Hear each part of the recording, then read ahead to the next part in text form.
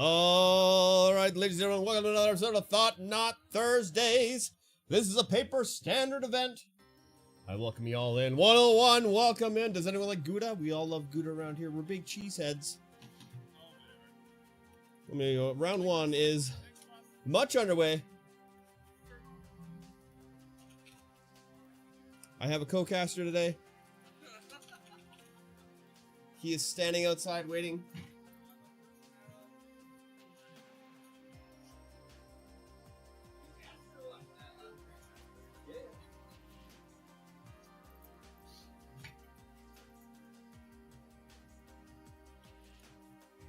We have 50 minutes up on the clock right now. We hit our hot refresh button. Sure.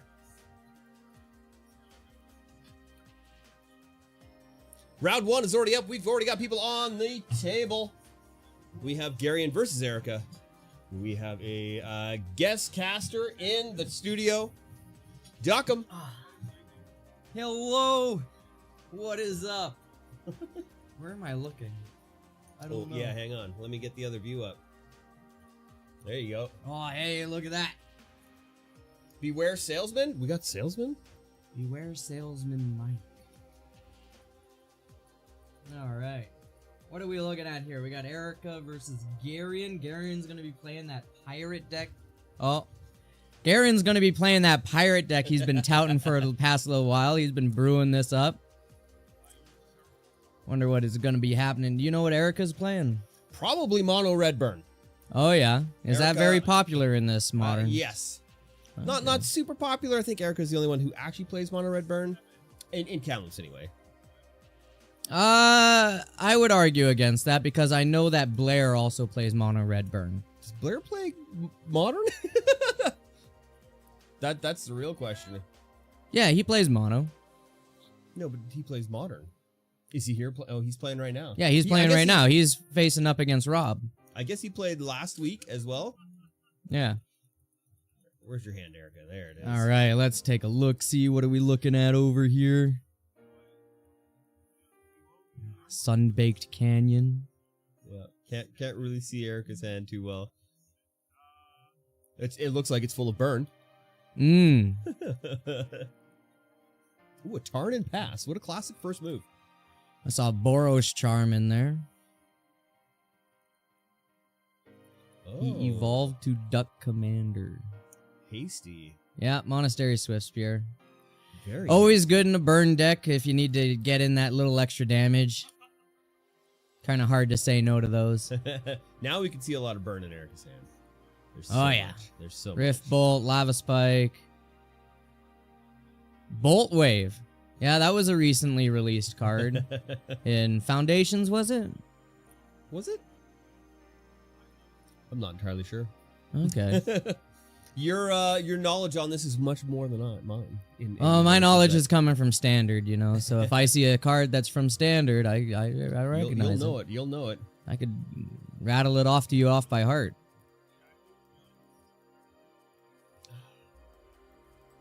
Very good. Very good. Oh, we've got a mild Schwarzenegger impersonation there.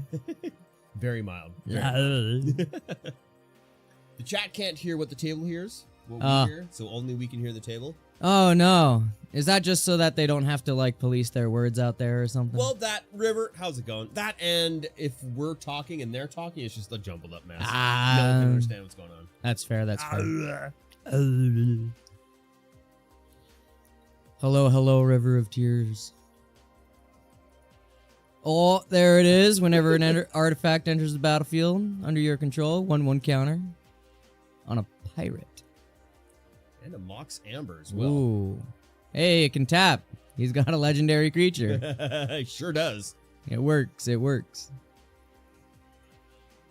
Double Sunbaked Candy for Erica. So now here's the question. If you're a burn deck, are you going to burn some of your burn on a creature that you need to remove, or are you just going to do all damage to face? That's a good question. Erica tends to spread it out. Oh, yeah. They have been playing Modern for quite some time. The Rift Bolt being suspended.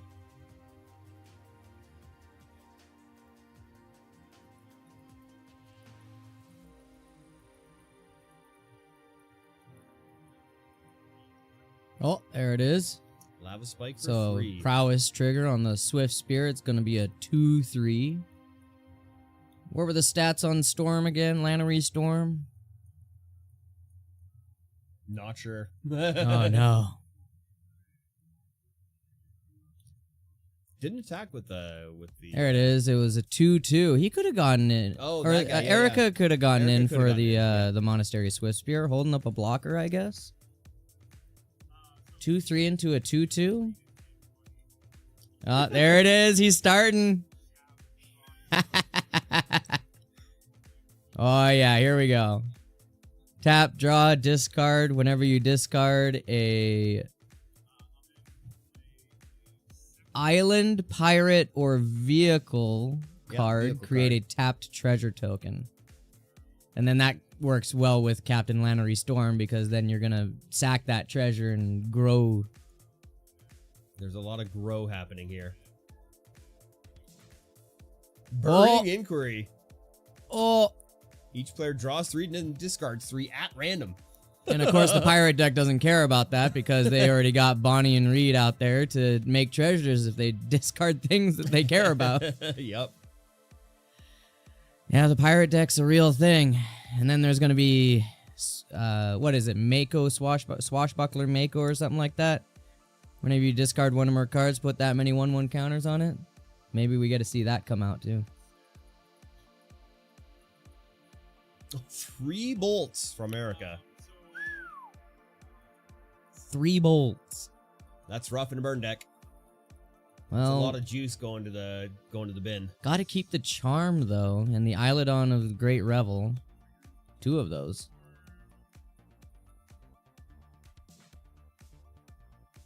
It's always interesting hearing people try to pronounce the word Eilidon. They Yeah. they always fumble over it when they see the Eliodion. yeah. Very funny, very funny. The Captain Storm currently at 6/6 and combat being declared. Oh, yeah. Big swing, big swing. Big 9 damage. swing. That is hard to stomach. That is a lot of damage for turn 2. I see 2 lands. Is that 2 turns? Yeah. I see 2 I lands. see 2 lands. That is turn 2. Yeah, that's turn 2. That is a 9 damage swing with a 6/6 and a 3/3 on turn 2. That's pretty big. It's not teabag. Sheesh. It's gonna be very tough for Erica to get out of this situation right now, especially with losing those 3 bolts right off the bat there. Yeah. Yeah. Could do with a lightning helix right about now. 3 damage, gain 3 life. I don't know if they're running Lightning Helix. Oh, really? It's a 2-mana lightning I'm bolt. not entirely sure. It might be. Okay. Well, it's in her color. It's in their colors. Oh, well. Looks like they are having a tough spot. Definitely a tough spot. Looking at that bolt wave. You note that they didn't block with the Swift Spear either. Nope. So they held it back as a blocker, despite it being a 2/3, and then didn't eat the 6 damage coming in. There's some damage across. I have minor questions.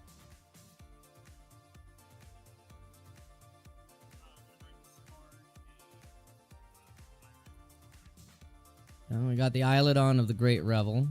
Whenever a player casts a spell, CMC 3 or less, it deals 2 damage to that player. Now, typically this is good in a burn deck because you're racing your opponent down to 0, so you don't mind eating a little bit of damage. But against this pirate deck, I'm not so certain. They're currently neck and neck though, 6 and 6. But last I checked, Erica doesn't have any blockers or untapped mana. I'm pretty sure Storm can just go in there for free right now and end it. You know, Garion? Hey, Garion? Buddy? Old pal, old friend of mine? I'm sorry, I'm talking over you, Mike. I haven't let it's you get a fine. word in That's fine. edgewise, you know? You do you. It's easier for me. I mean, he's got cards. He's playing them. Look at him go. He's got Yeah, he's Gary, sitting on and two they're land. at Gary, and they're at 6 HP. Okay. You know, he's dancing with the devil. He's down to 4. He's, you know, letting them think there's a chance. Are there any that free? Boros charm right in the hand there. Are there too. any free red spells in Modern? Probably.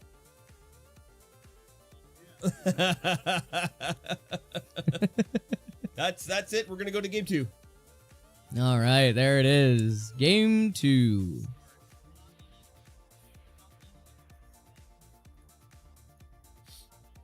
I mean, you were able to swing with that Swift Spear. You chose not to. You had a 2-3 versus a 2-2.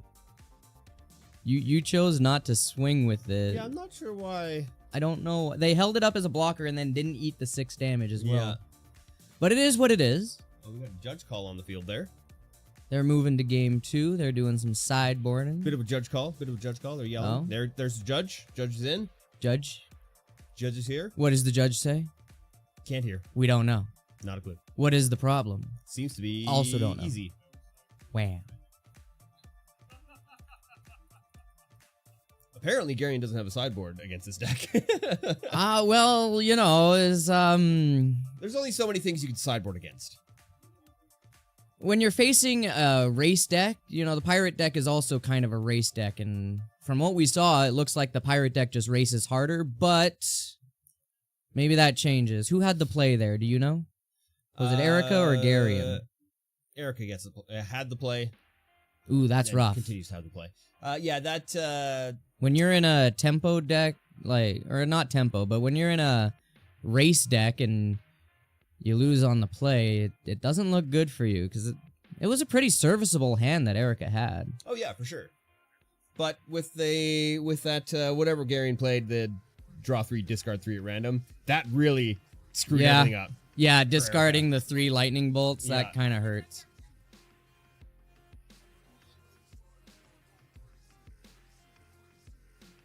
All right, then. So what do we talk about during this interlude here, Mike? I don't know. Could be anything. Could be anyone. anything? Could be anyone. That's the great thing about the interlude. Well, how do you think Erica is going to sideboard against Garion? You think touch more That's removal? A good question. I can't or- remember what they have in their sideboard. Granted, it's been a while since I've seen her play. So Because the I don't know. typical problem of a burn deck is that once a big creature gets out there, the only real way to get damage in is to just sling it at their face, right?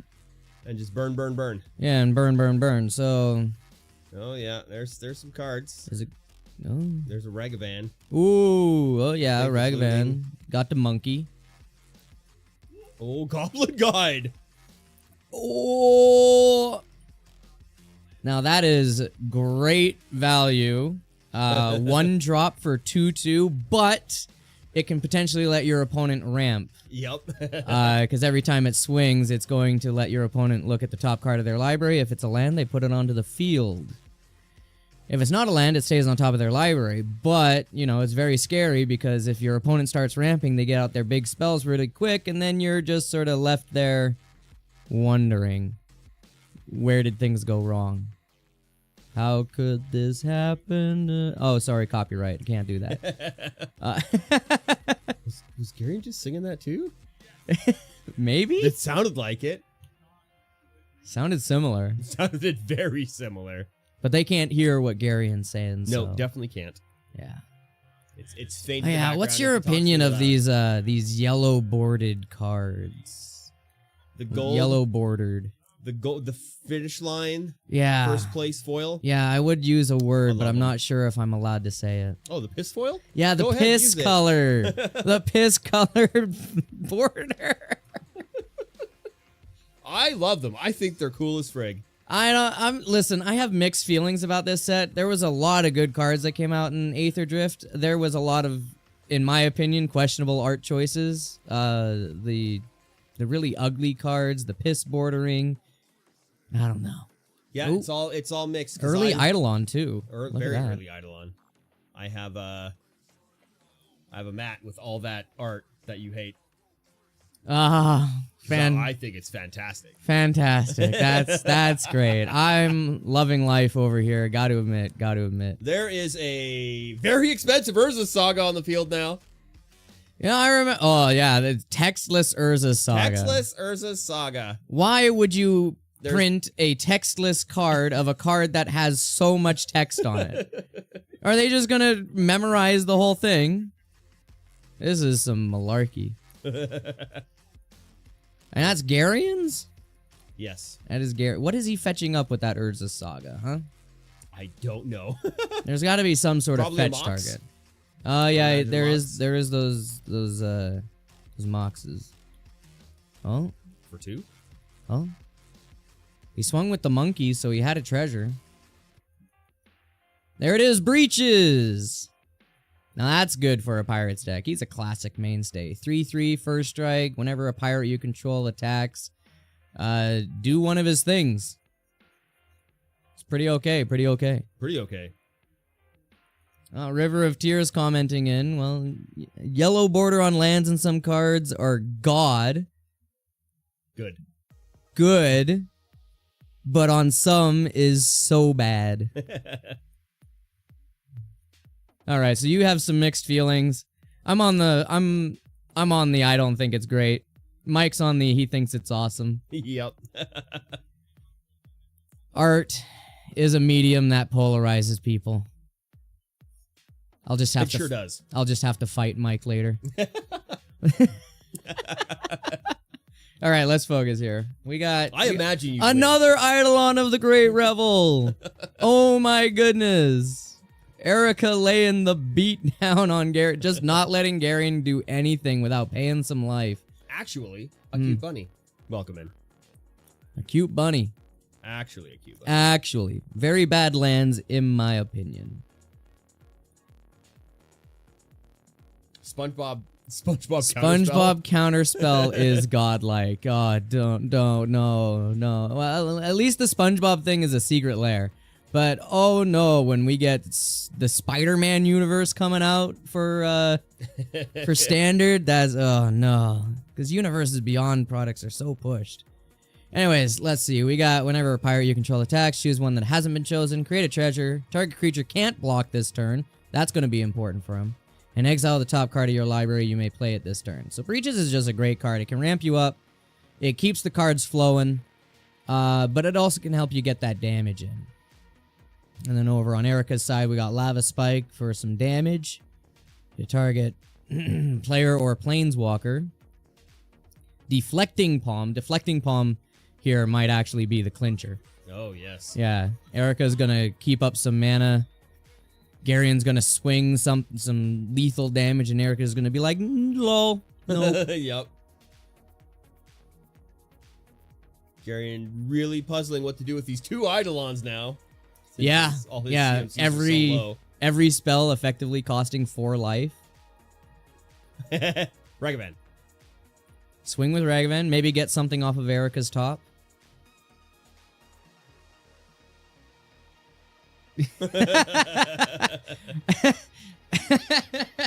You guys can't hear it, but Garion is singing If I Had $1 Million. It's hilarious. Started with the monkey. Oh my goodness. Okay, so it looks like Ragavan was blocked and killed. Yeah, by one of the Eidolons.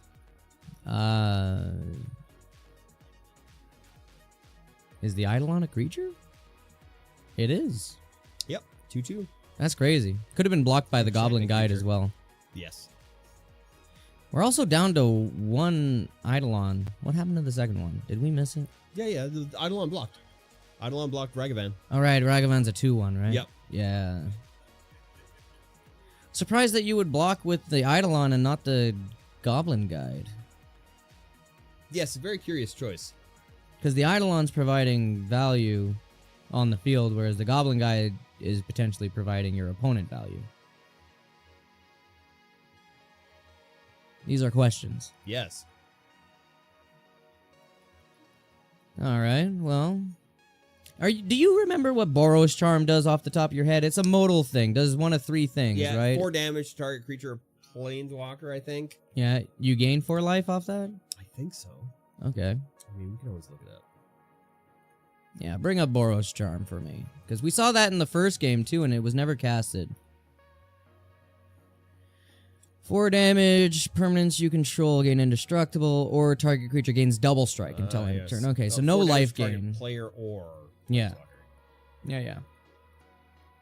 That double strike could mean something. I That need could be a win out of nowhere. Yeah. Need one more monitor in here. Hmm.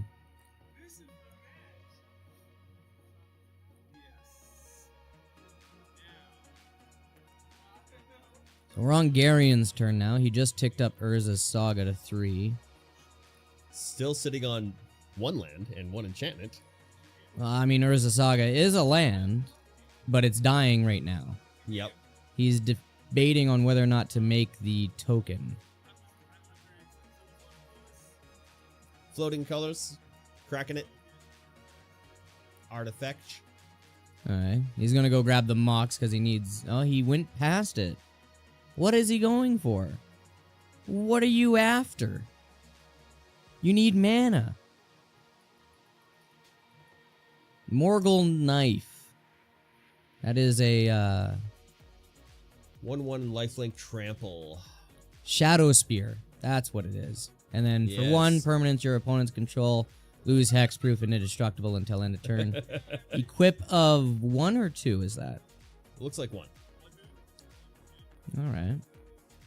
Well, the lifelink is kind of important. Oh, he got Cephalid the Coliseum? land. He got the land. Breakfast comp. What? I don't know what that means. I don't know what that means either. Add blue to your mana pool, deals 1 damage to you. Threshold, sacrifice. Target player draws 3 cards and discards 3 cards, then from his or her hand. Okay. That's an interesting card. I don't know if... So he can make himself discard stuff. Yeah, but that threshold... I mean, you're a discard deck. You're drawing cards, discarding cards. I guess it's fine. Lava Spur. Okay, so Haste coming onto the field. And Ward 1. Ward 1's probably the most important part. Especially since their mana is not that great right now. They're both on 2 lands. Oh, Lava Spurs being equipped. There it is, adding the Ward 1. It's also +1/+0, I believe. Yes, indeed. Alright. I believe. Morgul Knife There it going on is. as well. Shadow Spear going on to Breaches as well. So now it is going to be... Yeah. That is a 5/4 trample, Lifelink. lifelink, haste, Ward 1, Breaches with first strike. And whenever a pirate you control attacks, do one of these things. Oh! There it is. There it is. We called it Deflecting Palm. Deflecting Palm. Now, fun fact, Garion will not get the lifelink from this swing because it's Deflecting Palm doing the damage, not Breaches now. Yep. And no, the ward can't ward because it's the next source. Any source that doesn't target. It's just any source. Yeah. Yeah. Does not trigger ward. Choose is very nice. They're currently discussing what I just talked about. All right, Garion going down to 4.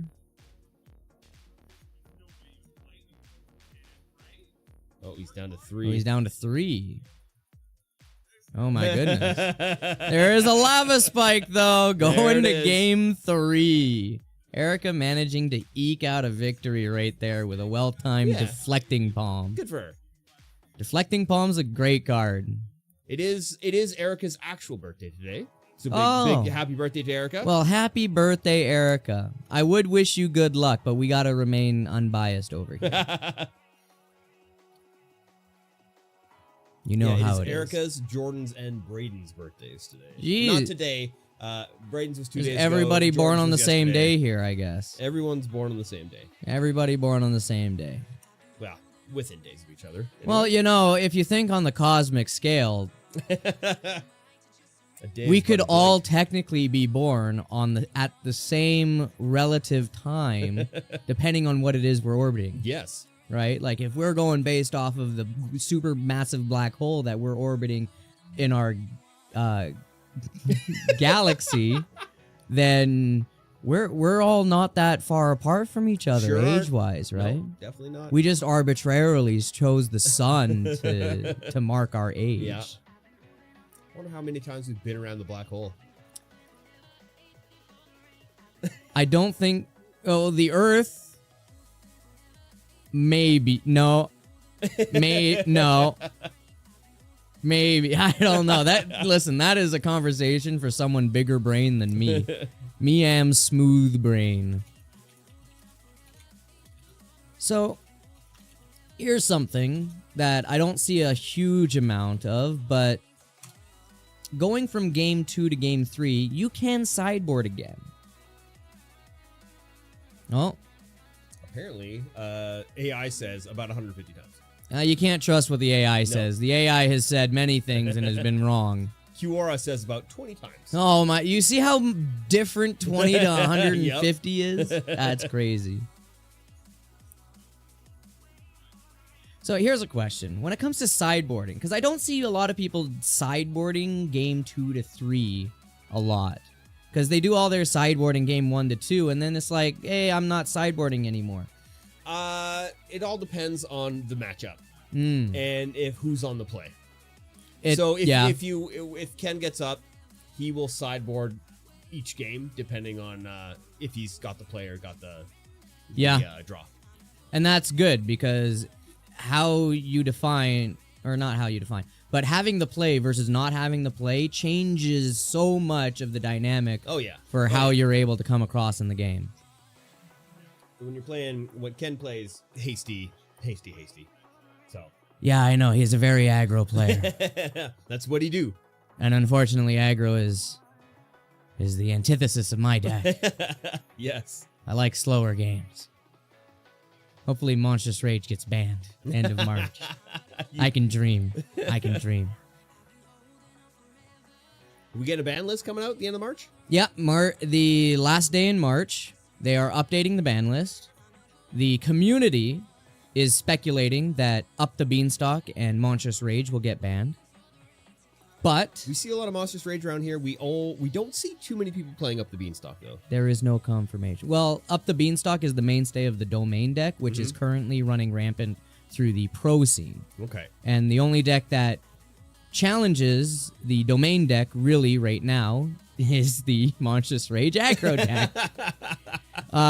But there is that new Ketramos deck that is starting to make numbers against Domain, although the Ketramos deck has really poor numbers against aggro, so it's kind of difficult. Medicine 702 says they will not ban those cards. I don't know, they've lived their life. They're both from Wilds of Eldraine. You know, we could live without those. We could live without those. Only because you're bitter. I'm not bitter. You're bitter. You're bitter. You're bitter. Looks like Garion has mulliganed this hand. Yeah? Yeah. Medicine, welcome in. First time chatter, long time viewer. We can only hope. All right, let's get into it. Oh, there's that. Turn 1, Expensive Urza Saga. Yep. Not a color. He just really wants that. He just really wants that to pop as soon as possible. Yep, there it is, right there. So that he can go fetch the Shadow Spear again, or so that he can go fetch the medallion, the Mox. I wonder if that's part of the playset we just bought. I wouldn't put it past him. How much do you think that Urza Saga is? I don't know. Oh, hey, Erica coming out with the fire. Get that enchantment out of here. Ha ha. That's pretty good. That's pretty good. All right. That's a $320 card. American. That's American. Sheesh. All right. Let's get back to it. Holy moly. It's only going up in price, too. Yeah. Oh, we're missing out some things. We got... Oh, this is it. Goblin Guide. Ramp Garion back into this game. Replace the land that Erica threw away. Oh, well, there it is. He did play the piss land. Yeah.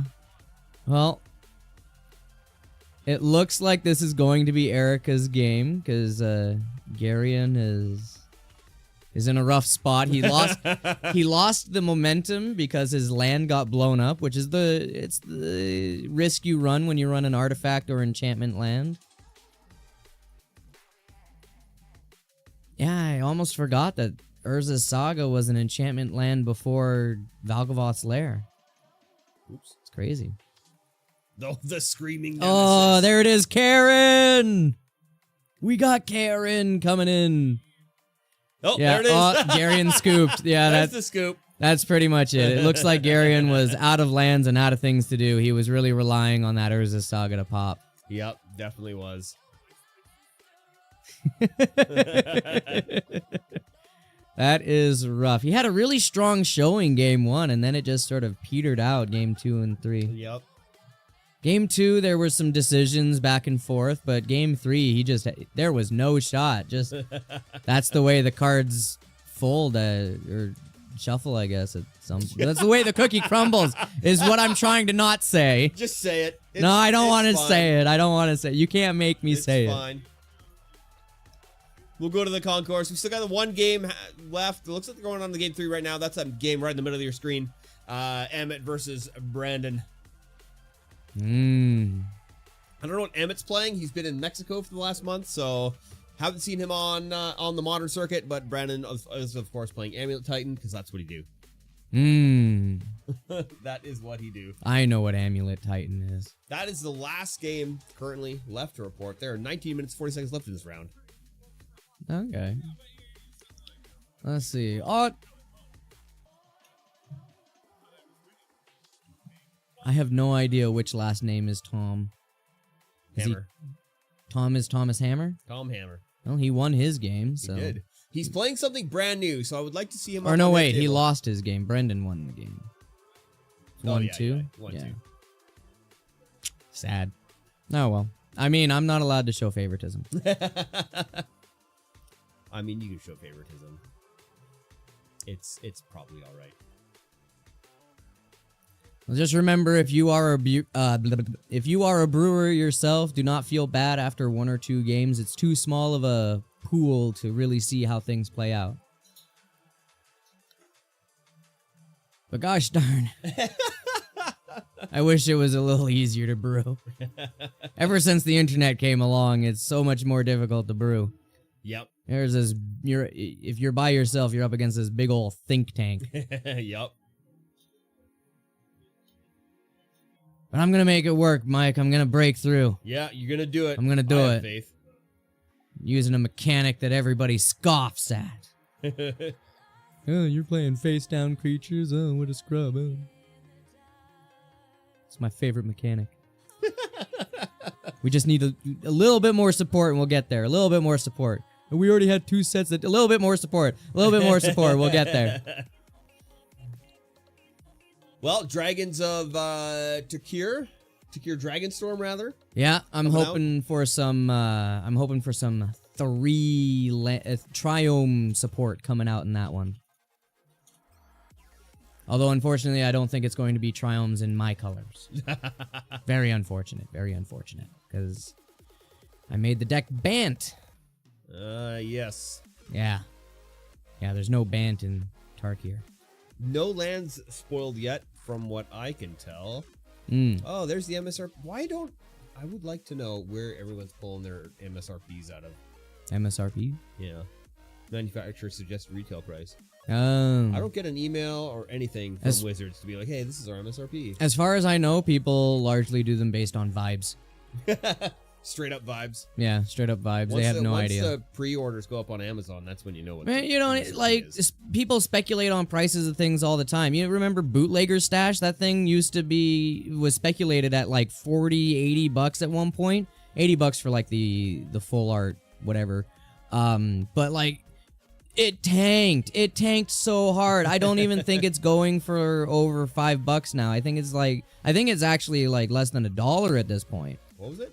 Bootlegger's Stash. Bootlegger's Stash. Yeah, it's 50 cents. It's 50 cents. People were speculating that's so high. But its incredibly high mana cost of 6 made it not great. Although I tell you what, it is fantastic in Commander. Yes, I imagine. Because you throw that down and ooh, baby. Great art on that guy, too. Oh, yeah. I used to have a really pretty one before it got stolen. Someone stole your Bootlegger Stash? Your Your 50-cent card? No, someone stole my 17 Commander decks. Oh. Yeah. Oh, that sucks. Yeah. It was years ago. And by years, I mean specifically 2 years. 2 years is years. Peaks Cat? Yeah. How's it going today? Peaks Cat in the chat. Oh, good day, Game Hub store. Good day to you. Gradient Heart? heart emoji. Whose emoji is this? I don't know. Virtual hug. It's virtual hug. It's just a standard Twitch emote. I don't know. You say that like I go on Twitch a lot. I guess not. You're on Twitch now. I'll tell you something. I'll tell you this for free. I am a massive nerd, but I'm not that big of a nerd.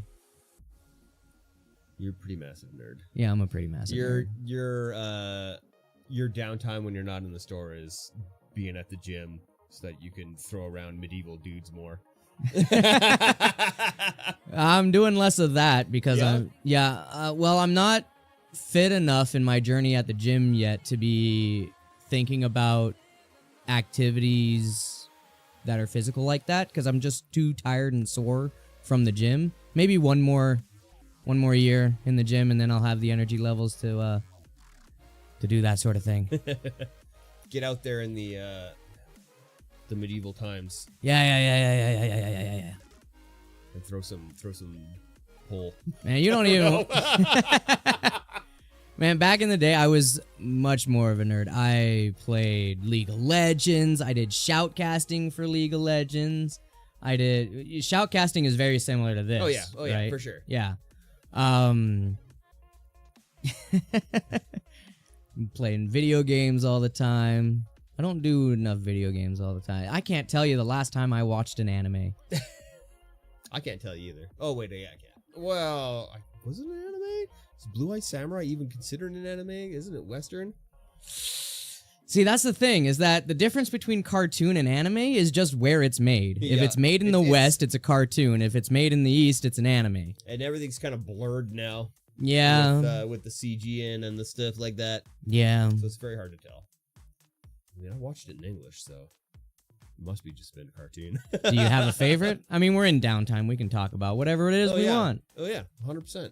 Do you have a favorite anime? A favorite anime? A favorite anime. Ooh, gotta be Robotech. Ooh, I don't know that one. That's because you're not old enough to know that one. Wow. Playing the age card. Playing the age card for sure. How old are you? I am very old. Darn ancient. Darn ancient. Born Older than dirt. older than dirt. Born in the era of happiness and love. I don't know about that. I think that was just a lot of people on drugs. Oh yeah, that's happiness and love, man. Ah, yeah. That's what happens.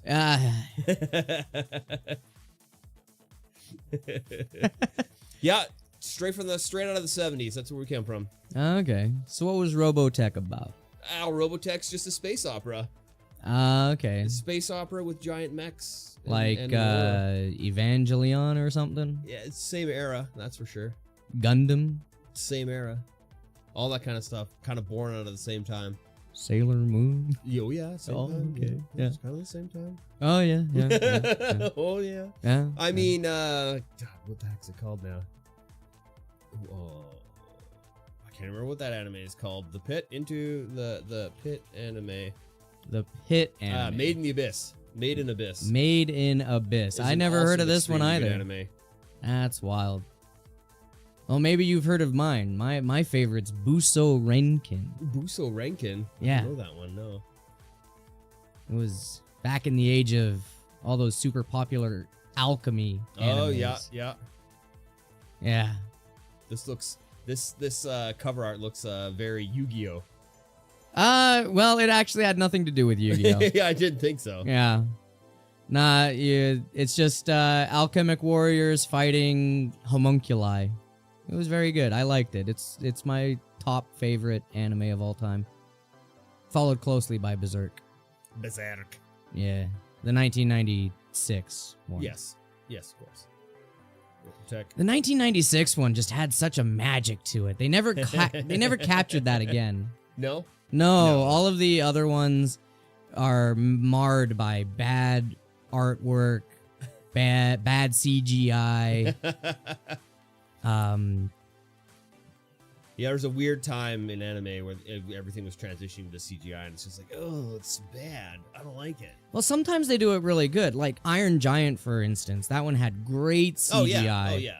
That's because they didn't rely heavily on it. No, they basically just used the CGI for the robot, and it made sense because the robot's this out-of-world alien thing, and despite it not matching the movements of everybody else, it still felt like it was part of it, though. They melded that drawing style and Oh, yeah. CGI very well there. Oh, yeah. Big fan of the Iron Giant. If you want to shed a tear, watch the Iron Giant. Massive spoilers. He dies, but doesn't. Big spoiler alert. Yeah, they did the whole he doesn't, because I think they wanted to make a sequel, and then they never made a sequel. Salty about it, but also it's kind of a masterpiece just left alone, and we're happy about that. Oh, yeah, 100%. Oh, here we go. Oh, we're moving to game 2. We got Rob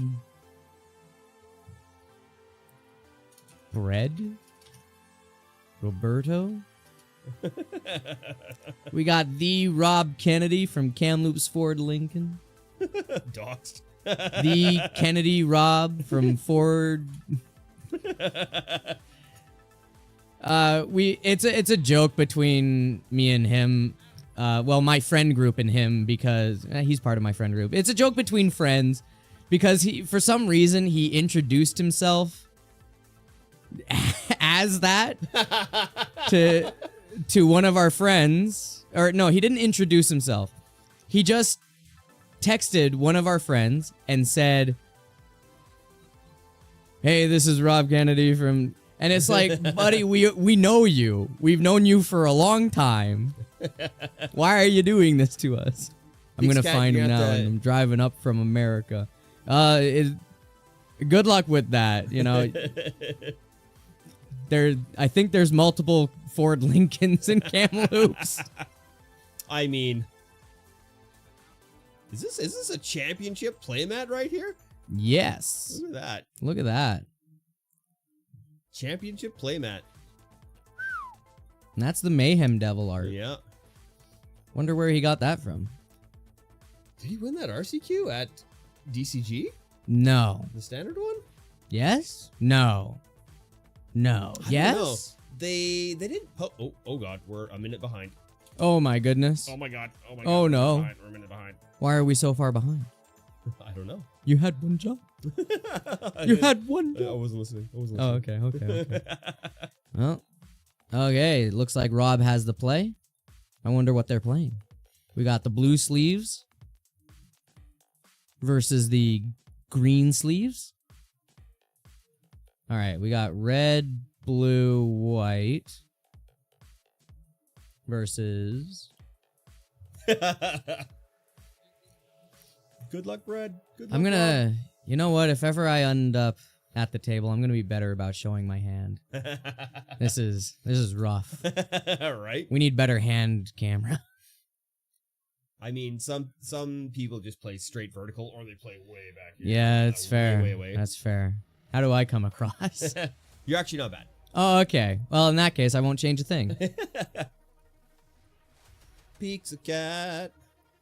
Oh, You wait. gotta have another baby before you can come up. What? What? Where? Huh?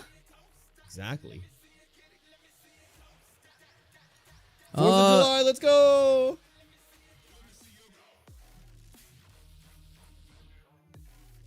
Oh, is he I'm playing looking his forward to it. standard Dino deck? Oh, maybe.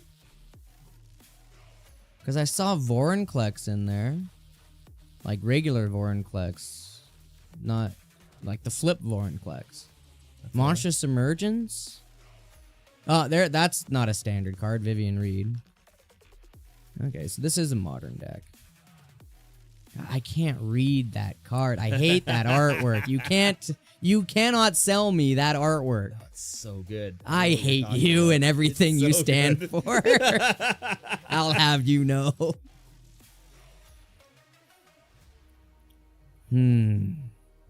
Oh, we got the Ketria Triome. So bread is in 3 colors.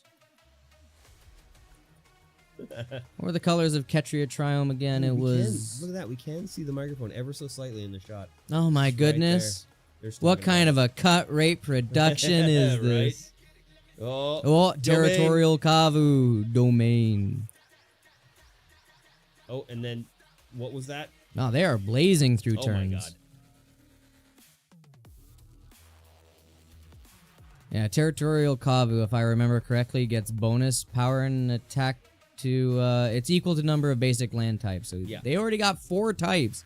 That Ketria Triome providing 3 of them, and then the Mountain providing that last one. Only Right. 1 type short. Domain and Modern. Yep, it's very popular. Huh. I mean, I guess if you got, like, Leyline Binding and whatnot. Are they running the Capenna Triomes as well? The Velocipede is out. Oh. Yeah, the Velocipede is a very scary card.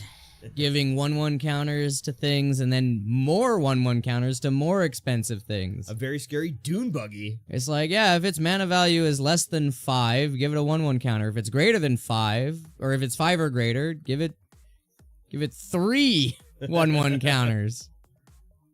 Actually scary. Oh, hey. There he is. He's going to be making golems. Hexproof from monocolored. That's pretty good. Anytime you can make free, sizable tokens, that's pretty good. That's He's 4 gonna- damage right to the face.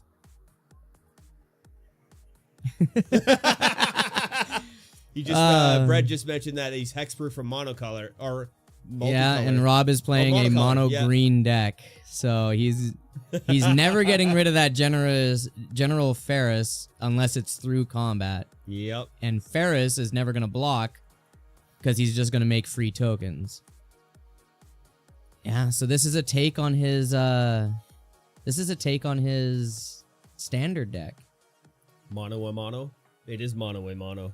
Yeah, because there it is. Look at that. A 3 mana 5/4 with a Lord effect that gets bigger because of that Thunderous Velocipede. I hate it. I hate everything about this. Yeah, That is a however- 6/5 for 3 mana that provides a Lord effect. The value is too good on that. Why is it so big? You know, back it's in my huge. day, if we had cards like that, they had a downside. Yep. No downside on What this is one. this? Look at those. Just disgusting. This is some BS. Just disgusting. It's so disgusting. Its downside, it costs 2 green. That's its Wow, that only is downside. such a big downside. I don't know how we'll ever recover from this. You know, you throw down a Llanowar Elf, which is standard legal now, you can get that out turn 2. It's ridiculous.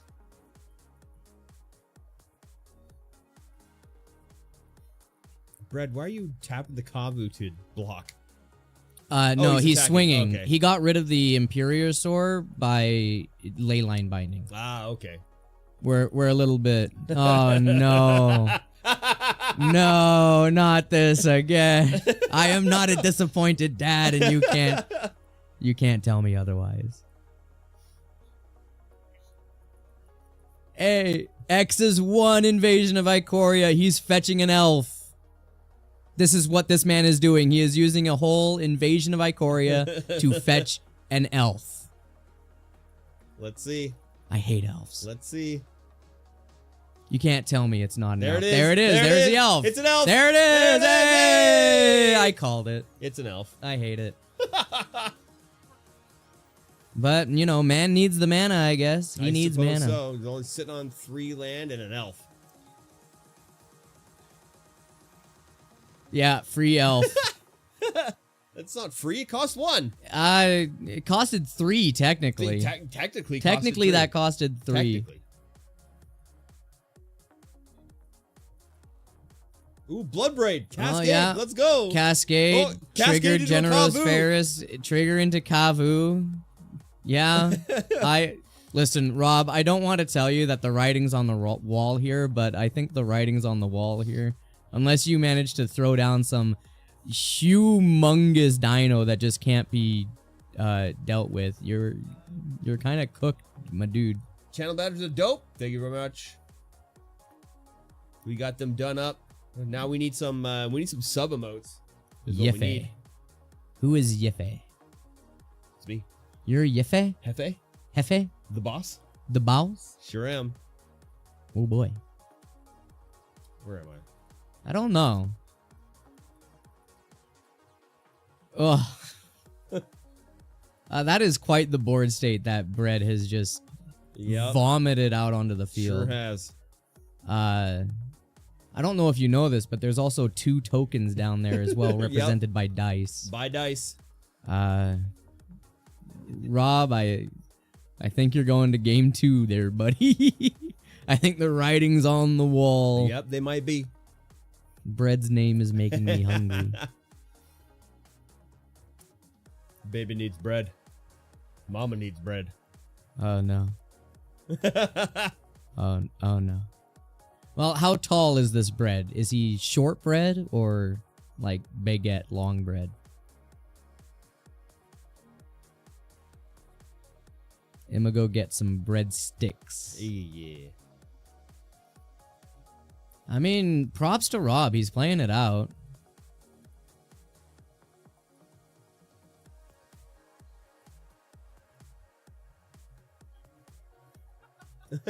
He got an elf. Yeah, he was gonna Monstrous Emergence. On Itali. To kill what? To kill the 5/5? I think so. I don't think that would have mattered. There's too many golems. There's too much of a General Ferris. Bread's gonna take that one. Roberto is going to scoop. That was such a... Oh. Woo!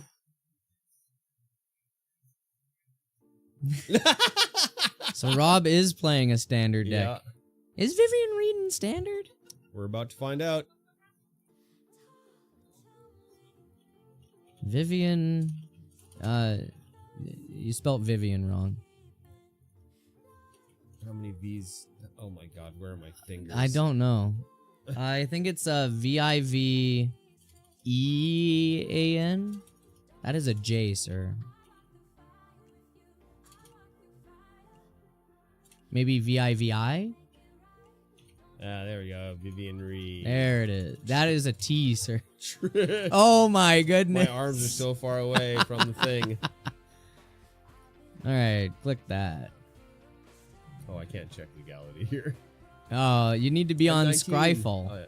I need to be over here. Or Gatherer, yeah. Gather sucks. Vivian Reed. Oh yeah, there it is. Oh, she was reprinted in Foundations. In Foundations, let's Oh, go. there it is. They're actually discussing their sideboard while we're doing this. They actually showed each other what they're sideboarding in and out. Oh yeah, that happens all the time in this with this crowd. Okay. They're just like, all right, this is what I'm sideboarding in against you. Are you going to be able to handle that? Well, I mean, doesn't make up the entire 60 cards of your deck, so There's a doesn't. chance. There is a chance. So you're saying there's a chance. I don't know how to tell you this, but every time I do some sideboarding, I almost never see those cards. It's like, what's even the point of the sideboarding if I'm just not going to see the cards that I specifically put in to help me deal with the situation unfolding in front of my eyes? No, deck doesn't want to cooperate? That's okay. I'm going to make you cooperate. Need more card draw. Just more card draw. That's all. Yeah, well, I don't get the quality of card draw. Instead, I just manifest dread, and I'm just gonna hope that it's what I need.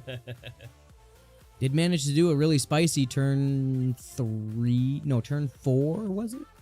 No, it was turn 3, Sire of 7 Deaths, and then I swung with it turn 4, right?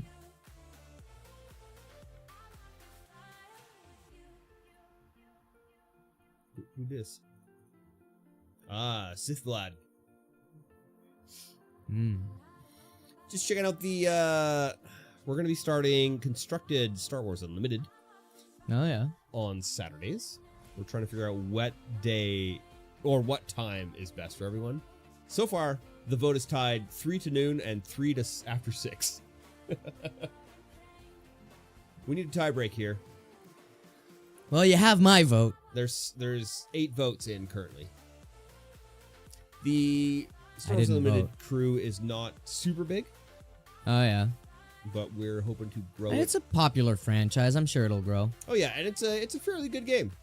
Is it? People like it. Yeah, it's Okay. very different. Hmm. It's very different. I'll take your word for it. Because you don't take your turn, you take your action.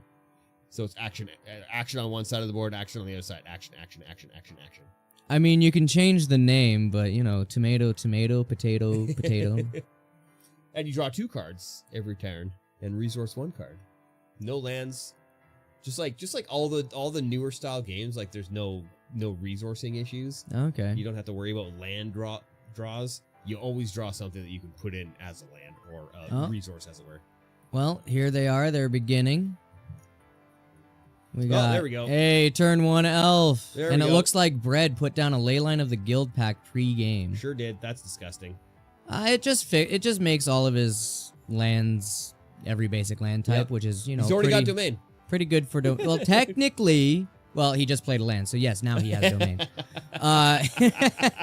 Oh, double elf! Oh. Yeah, the Dino deck has a sub-elf theme where it's got like all the Mana Dork elves and they're lord affecting them and making them big and Is he sitting on elves. 5 mana on turn 2? no, 4 mana turn 2. He put that land the into his hand. Bushwhack has to go to the hand. Yeah, Okay. Bushwhack goes to hand. But it's guaranteeing his next land drop. I guess he didn't need that fight spell for removal, especially when you're just ramping out that hard. No, that's fair. That is totally fair. Yeah. Ramp it out. All right, so we got a Temple Garden. Shocking. Oh, no ETBs. I don't think the Dino deck cares. Actually, I don't think the Dino deck cares at all. I don't think there's an ETB on the Dino deck. It's just like Lord Effects and Big Beaters. Is that Which a is- mountain? Weird, because he actually sideboarded in those Doorkeeper Thralls against Rob. Mm-hmm. So... Oh, but there is the Velocipede. 8/8 trample, turn 3. Yeah, 8/8 Trampler, turn 3. No ETB, so it doesn't... Doorkeeper Thrall does nothing about that, but the Doorkeeper Thrall does shut down the Velocipede, which Rob runs. So there is that.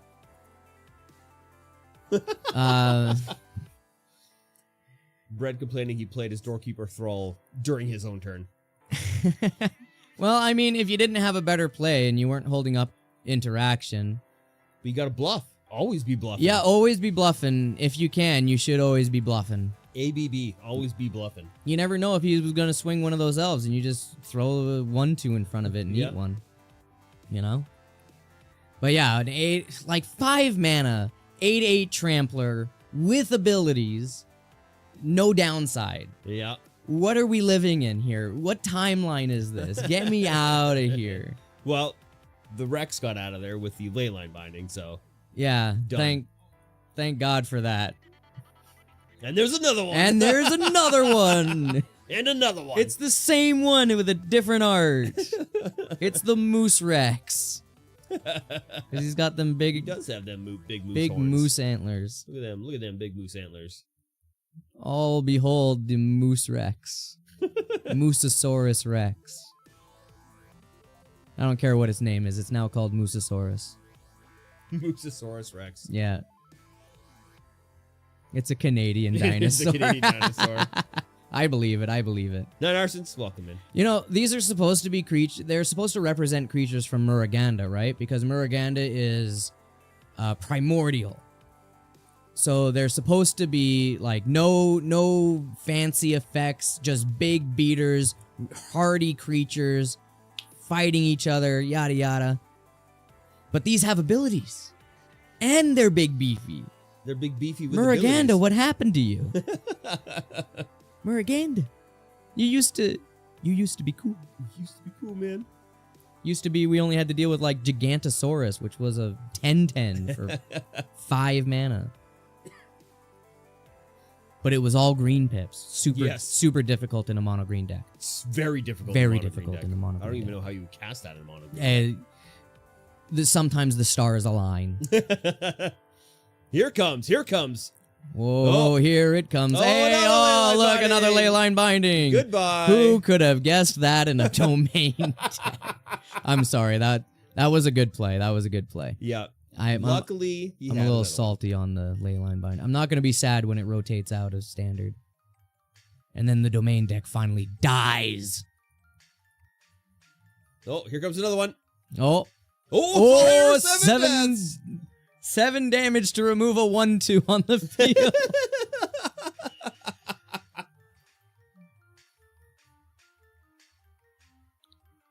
Oh, A lumbering. hey, that's gonna fetch him. That's gonna deck thin him by fetching out lands, and whenever it attacks, it also fetches him a land. Its crew, I think, is 4. It's crew 4. But yeah, its power is also equal to the number of lands he controls. Ah. So when it ETBs and when it attacks, it's going to be able to fetch him out of forest. He just has to reach that crew 4, which in his Dino Stompy deck, where even a 3-mana creature is a 5/4 for no reason, shouldn't be that difficult. It shouldn't be that difficult. He hasn't pulled one of them yet. Rob, when did you add red? Oh yeah, for Atali. That's why you added red. I forgot about that. He's got 2 mountains online right now. Yeah. There's the Blood Braid. Oh, there it is. This Cascading. man's trying to build an instant board state. We got the Naya Charm. I don't think he's gonna be able to deal with much with that. I mean, he could just nuke one of them elves. Yeah. there it Yeah, is. yeah, you just blow up the untapped elf. There it goes. To the bin. Combat. 3. That thing is haste. Yeah, Blood Braid. Haste That's and Cascade. Crazy, dude. You can Cascade into... Modern is such a different game to standard. It sure is. Oh, wow. Hey, look at that. Cavern of Souls naming dinosaurs. Which means you can counter that Eldrazi that he just played. If you so desire.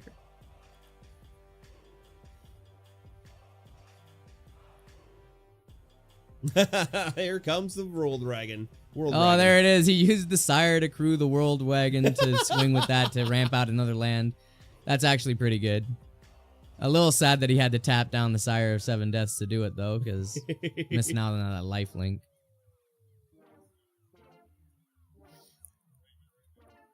Big damage, big damage. Oh. Rob is calling for the death of himself. calling for the death. He's goading Bread to kill him. There's another Blood Braid. There's another Blood Braid. That is 6 damage on the field. Scion of Dracos that he can't get. Territorial Kavu is a 5/5.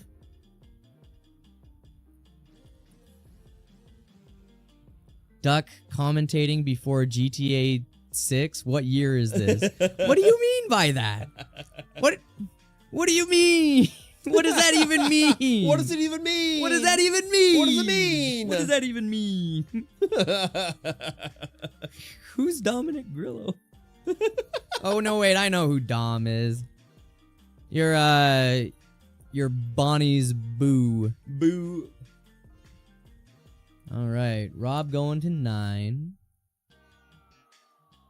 Now, here's the thing: is Sire has vigilance, Yep. first strike, Yep. trample, Yep. lifelink, Yep. Menace. Yep. That's menace for all of you mouth breathers. How is Bread going to overcome this brick wall that I is don't know. Sire of 7 deaths? Because if Bread goes down 2 life here, because if he blocks with the Kavu, he'll Here take comes. 2 damage. He's And got then he menace. won't be able to... Oh yeah, he can't even block it. He can't even So block he it. goes He's down to taking 2. 7. He's taking 7. Yeah. He's tapped out. He's got 1 Arid Mesa. So what is... And then he won't be able to target Sire with anything, because then he'll just die because of that ward pay 7 life. Yep. You're still trying to figure out Bongo Brand? What is Bongo Brand? Bongo Brand. What is Bongo Brand? I don't know. I know of like the Donkey Kong bongos. Yes. But what is Bongo Brand? I don't know. It's all about being bongoing, I guess. Okay. Well, Bread has taken the damage. They're gonna... Could only do it. He could only take the damage. Crack that Arid Mesa, Brad. Go down to 1. Yeah, go fetch a shock as well. There's another Blood Raid. There There it is, Blood another Raid. Blood Braid. Gonna cascade gonna into be? something. Ragavan. It's a Ragavan. Become monkey. Return to monkey. Well, you can't really freely swing in because Sire just blocks. You can't wait because Sire swings. I think we go to game 3. They're gonna play it out though. Yes, they are. I mean, Brad can block the Sire now. Got all them open Blood Braids. Plus 2, Ragavan. 4, 6, 7, and the Kavu. He can, but then everything dies because of the first strike, right? He keeps the Sire.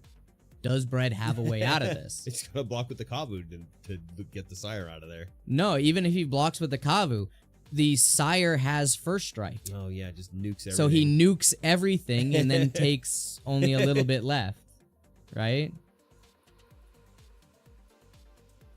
See, that only blocks 6. Bread's forgotten that there's first strike on there. Yeah, but he needs to block, otherwise he's dead. Yes. Yeah, you have to block that way. No damage goes through on the Sire. Nope. Rob's He goes up another 7 mana. 7 life. Oh, adding 3. Oh, this is what... Adding 2. Oh, adding 2. Which is still perfect. It perfectly kills. Yeah. Oh, That's there it is. wild. Going to game 2. 3. That's wild. That's always the problem when you do perfect blocking, is that then they're just like, oh, I pump. Yeah. The standard deck has beaten the modern deck in 1 game. It's possible. Well, technically, the standard deck won last round in order for Rob to get to head table. Yeah. Who did you play against? He played against... Who did he play against? He played against Blair. Blair, oh. Oh, so he was facing Mono Red Burn. At least I think, because I don't know what Blair is exactly playing. But last time I saw him playing, he was playing a version of Mono Red Burn. That was reliant on the Steamkin? Steamkin. Yeah, Steamkin. I don't know this Steamkin. He's a red and 1, gets a 1/1 counter every time you play a red spell. Oh. But only max of 3 1/1 counters, and then you can spend those 3 1/1 counters to add 3 red mana. Ah. That'll do it. Yeah.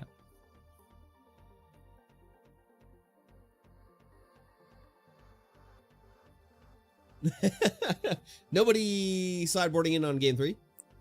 So here we go. Always weird, because, you know, the play changes, the draw changes.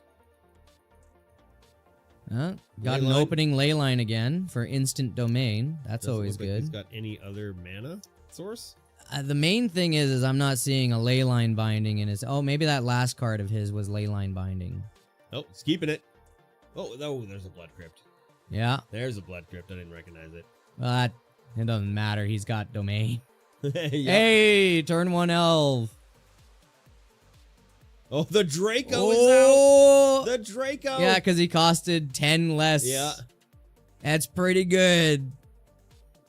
It's good turn two. Good turn two. It's a 2-mana 4/4 with flying that turns on itself, actually, because Leyline makes it all 5 colors as well. So it is a Vigilance, Hexproof, Lifelink, First Strike, and Trample. And flying. And flying 4/4. Goodbye. So in order to even deal with this, you have to first get rid of the Leyline.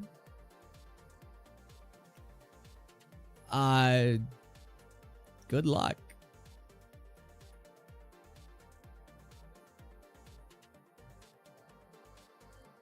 Oh, a response. Hey, for the indestructible, he's killing the Ragavan. That is a good play.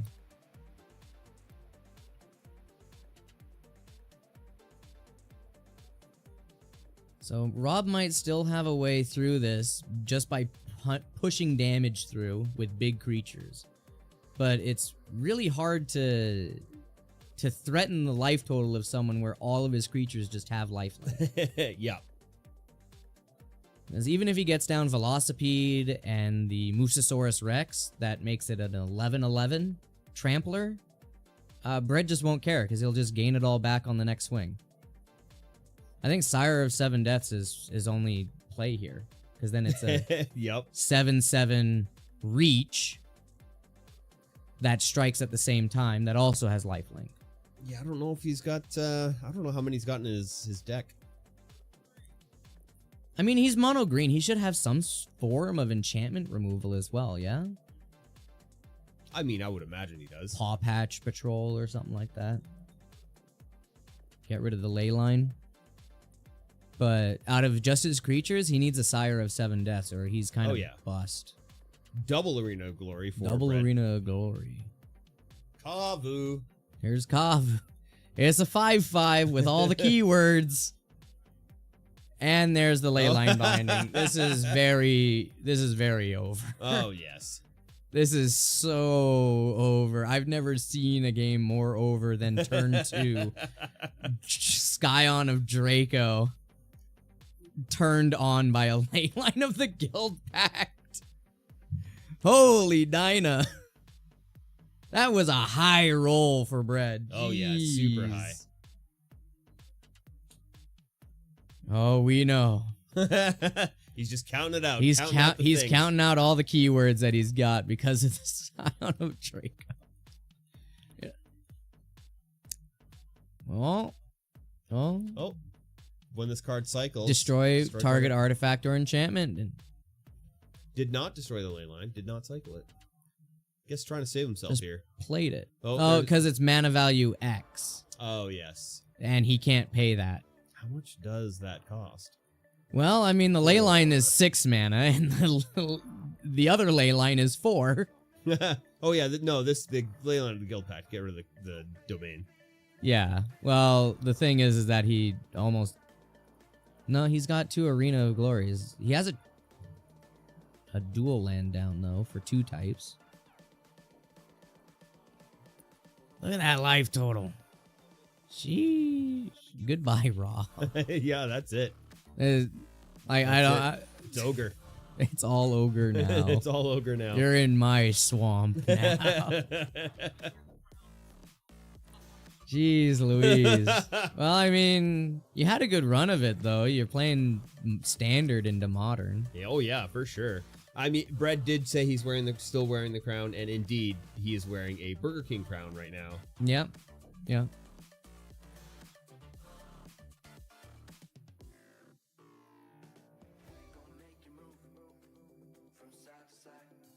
Oh!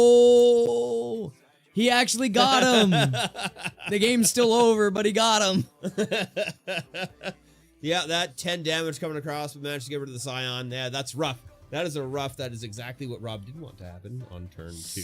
Yeah, turn 2 Scion of Draco is actually insane. Yeah, it's pretty good. I don't know how you would overcome that. You'd have to remove the Leyline first, and then get rid of the Scion. Yep. Yep. Very. Although difficult. getting rid of the Leyline first, unless he plays a bunch of Triomes, gets rid of a lot of the domain value for Scion as well, or for the whole deck actually. Yep. 18 minutes left in this round. We've only got 3 games reported so far. Oh geez, eh? Only, and by 3 I mean 2 because we have a bye currently. Oh, It's rough. well, you know, that was a hard-fought game they played. It sure was. Very hard, very fought, much game. Much game. Much game. I'm gonna crack open a brewski. Do it. There it is. All right, I'm gonna stand up and get myself some water and go to the washroom and stuff like Well, I would offer to move out of your way, but it's kind of cramped. that. You can squeeze in. Oh God, maybe you can't. Oh, there it is. There it is. We've done it. Okay, it's a good thing you're thin.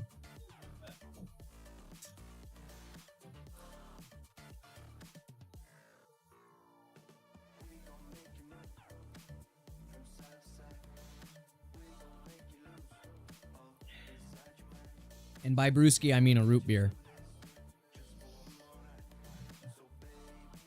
All right, we got more games coming in to be reported. We got Brett and Rob just discussing the game they had, although you can't hear it. Let's see.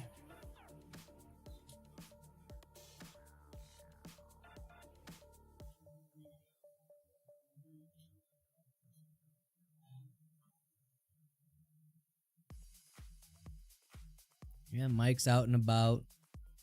I don't know. It's just me, myself. I'm all alone. There's no one here beside me. My troubles have all gone. You guys remember Donkey, right? From Shrek.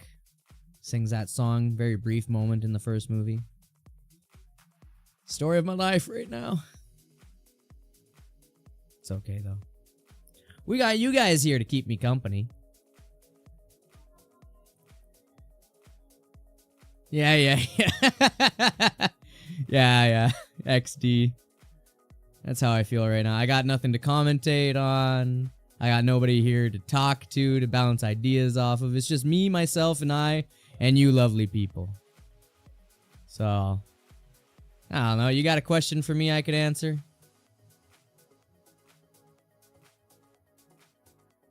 Maybe. Maybe yes. Maybe no.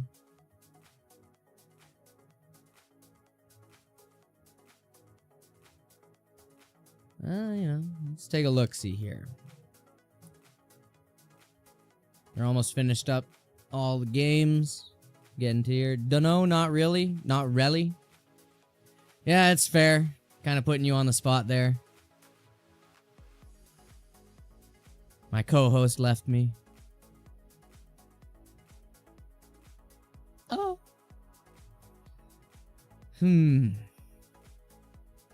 Well, let's see. We have seen Pirates, Mono Red Burn, Domain, and a standard deck in Mono Green Dinos. So far, a pretty good mix of decks out there so far. Let me just say so far multiple times. How many times can I say so far? So far, I can say it quite a few times. I'm losing my mind.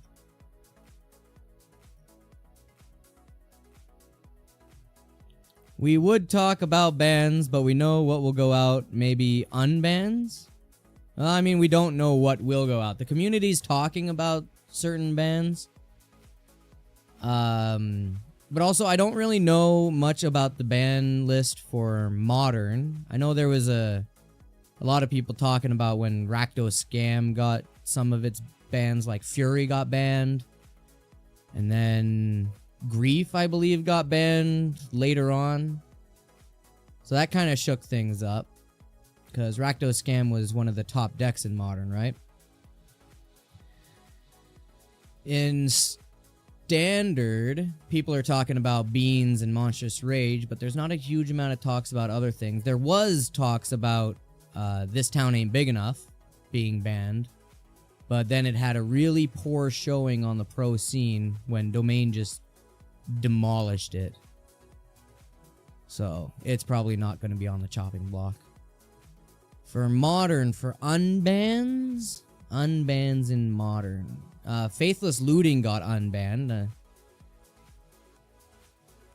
Maybe Beans? Yeah, Faithless Looting got unbanned, so there should be an uptick in various red decks.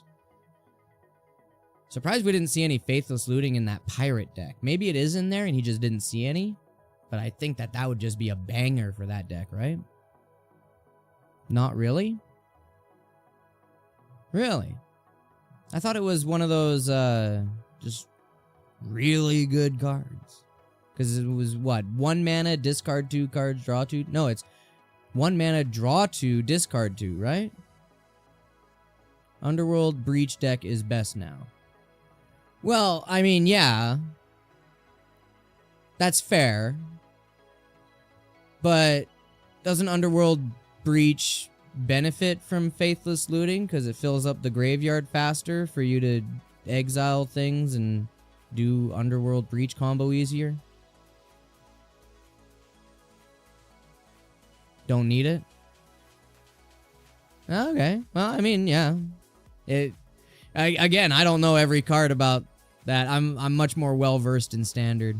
And I would be casting on a Standard day, but I play Standard, so I'm not doing that, right? So here I am on Modern trying to talk about Modern. Oh. No, false alarm. I'm still alone. Oh.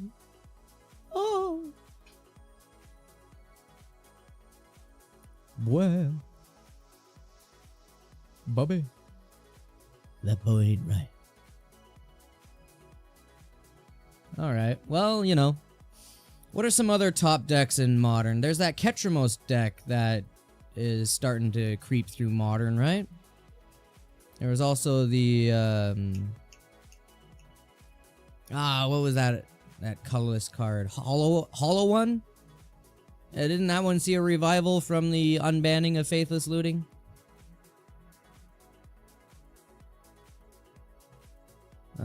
Let's see. What other ones do I know about? Yep, a little bit. As far as I know, it just made it a smidgen more like it just revived the deck, but it's still beat out by the top decks.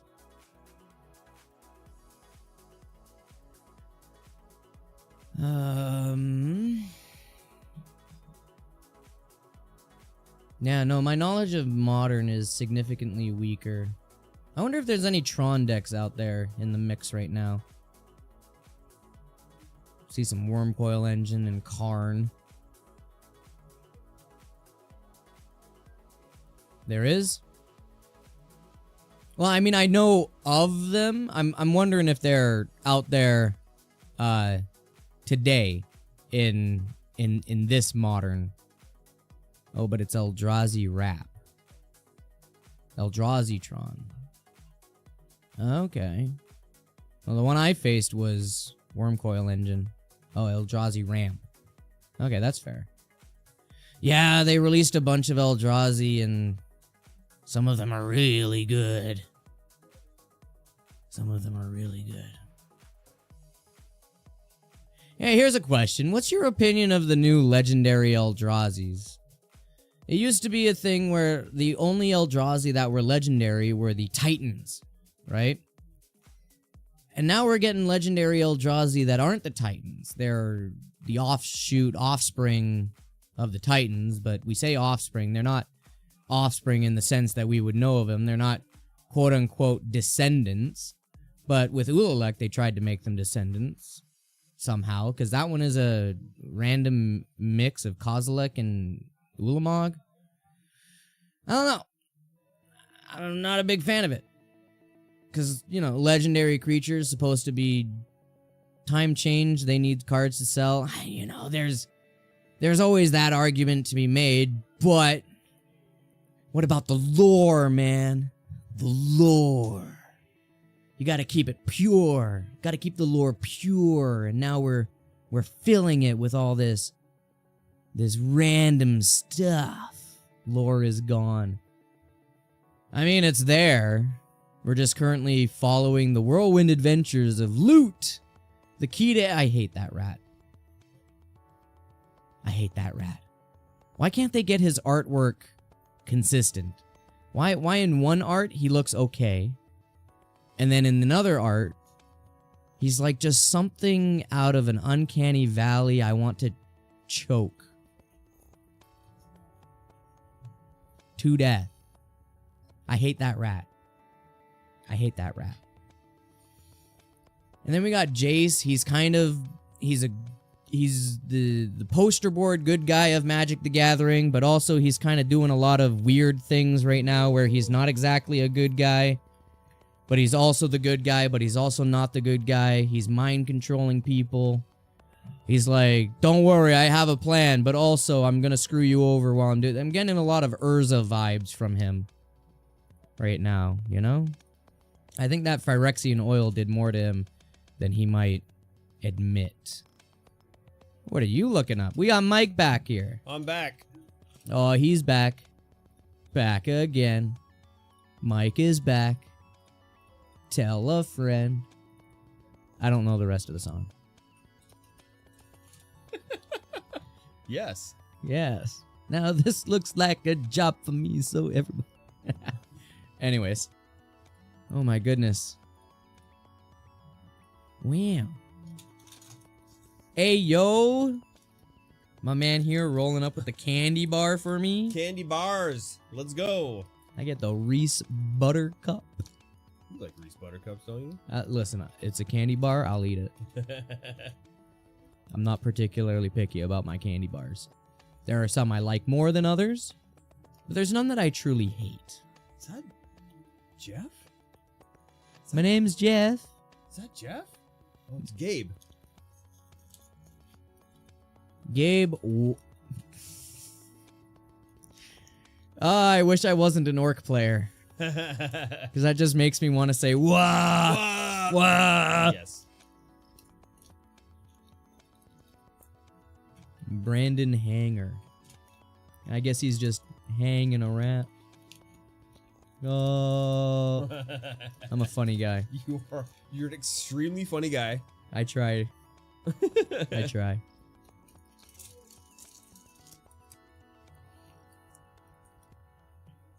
Room temperature. Gross. For what? My chocolate bar. What's so bad about a room temperature? You prefer it frozen? Yeah, there's something about having frozen chocolate that's just better. I will admit.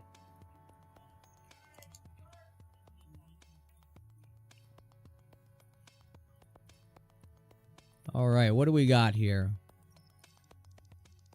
They're saying they got two combo decks. We got the gold sleeves versus the green sleeves. We got a PC malfunction. Uh-oh. Oh. Listen, you might be thin, but I'm fat, you know? It's not a good mix over here. Alright, let's see. We got Amulet of Vigor. Alright, so this is a land combo deck. We got Vesuva. Urza Saga. Vesuva? What are you doing with Vesuva over there? Are you trying to make that Merit Law? Are you a Merit Law deck? Yogg and Titan. Okay. Primeval Titan and Yawgmoth. Oh, Haywire Might. Hello. That's gonna remove some pesky things. That could remove that Urza's Saga land.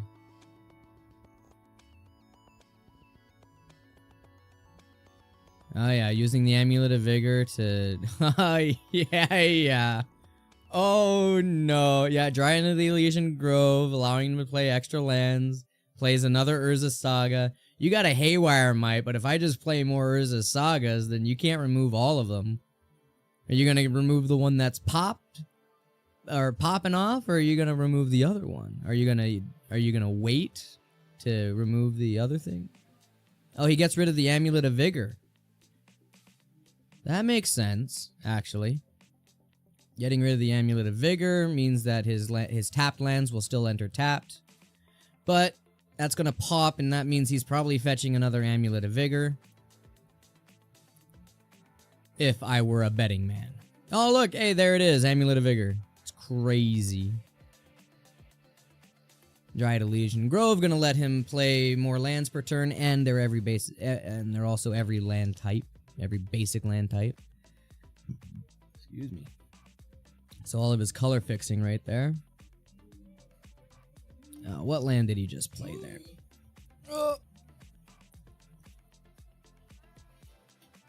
Now, there is something to note. They are fast-tracking it, but Amulet of Vigor actually has them enter tapped, and then there's a trigger to untap them.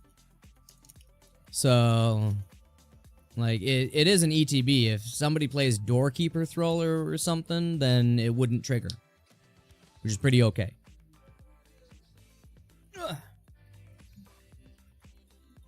Usually sitting in people's sideboards, but we're on game 1 over here. So, how is Gabe going to answer this? Because he brought back an Amulet of Vigor. We've got another Urza Saga ready to pop.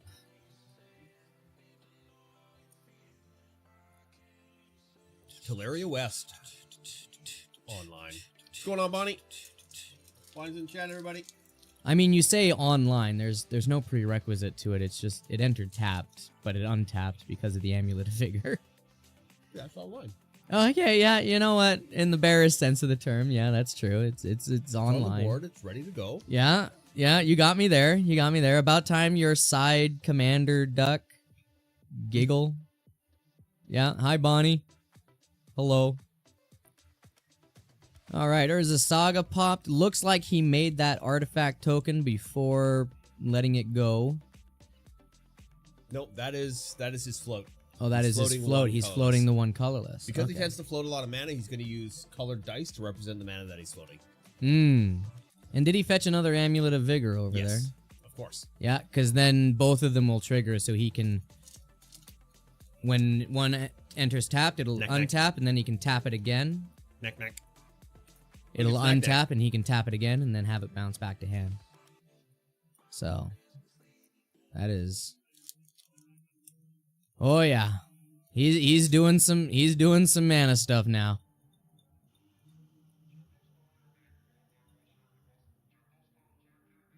Summoner's Pact. Fetching for Primeval Titan to go fetch 2 lands. Oh, it begins. But he's going to be winning on this turn, right? Because otherwise, how is he going to pay for that mana on his upkeep? That's 5 mana he's got to pay on his upkeep. And I don't know if you know this, but that's his second land he's playing, so he's got to bounce a land at the end of all this. Oh, but does Primeval Titan... Primeval Titan does it on the turn he enters as well. So, actually, he'll be fine. Brandon will be fine. Yep, there it is. Primeval Titan, trigger, go fetch 2 lands, put them onto the field. And then he'll be able to easily pay his Summoner Pact, but it looks like he won't even need to bother with the Summoner Pact.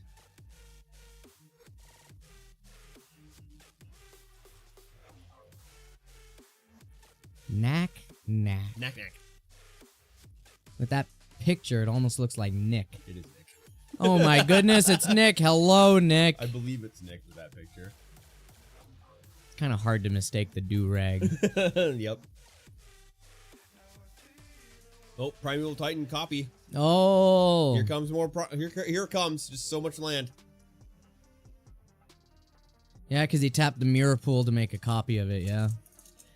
Yeah, so here we go. Here comes the combo. How quick is this combo? Is it like a long combo or is it a quick combo? It's a long combo. It's a long combo. But once it starts, there's no chance of it fizzling. Bonnie with the 10 biddies. Looking for the so Bonnie. Unless Gabe has interaction, once the combo starts going, don't you just sort of... That's it? Or are you checking to see if the player actually knows the combo he's fishing for?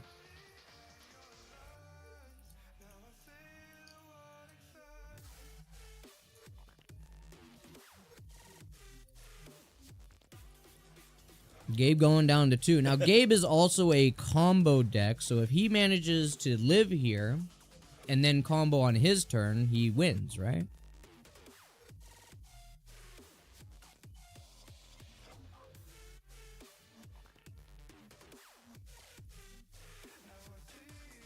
I don't think Gabe is living here. I don't think so either. The Valakut triggers are just too much. The Too Valakut much. triggers, the Kessig Wolf run for the trample, and just a bunch of damage going in.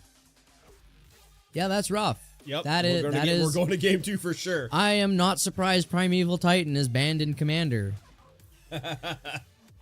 People are like, oh, Primeval Titan's not that bad in Commander. Miss me with that. You know how many people be fetching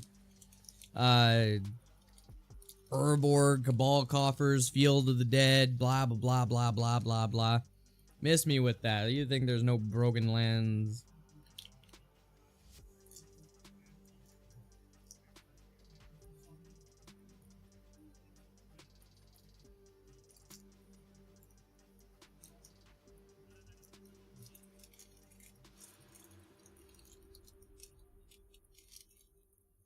That was something I was thinking, I was surprised he hit the amulet and not the saga.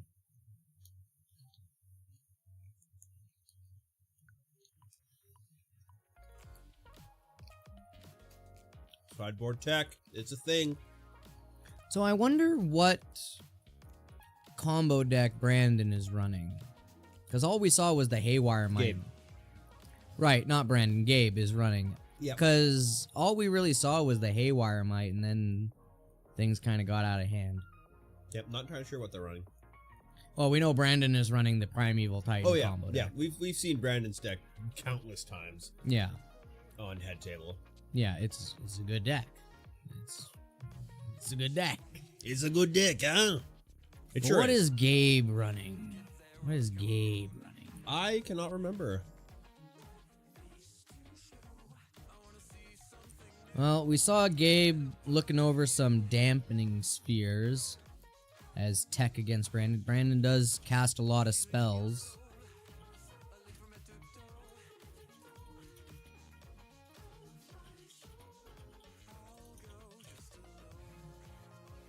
Gogan. Gogan. Gogan, the community growth.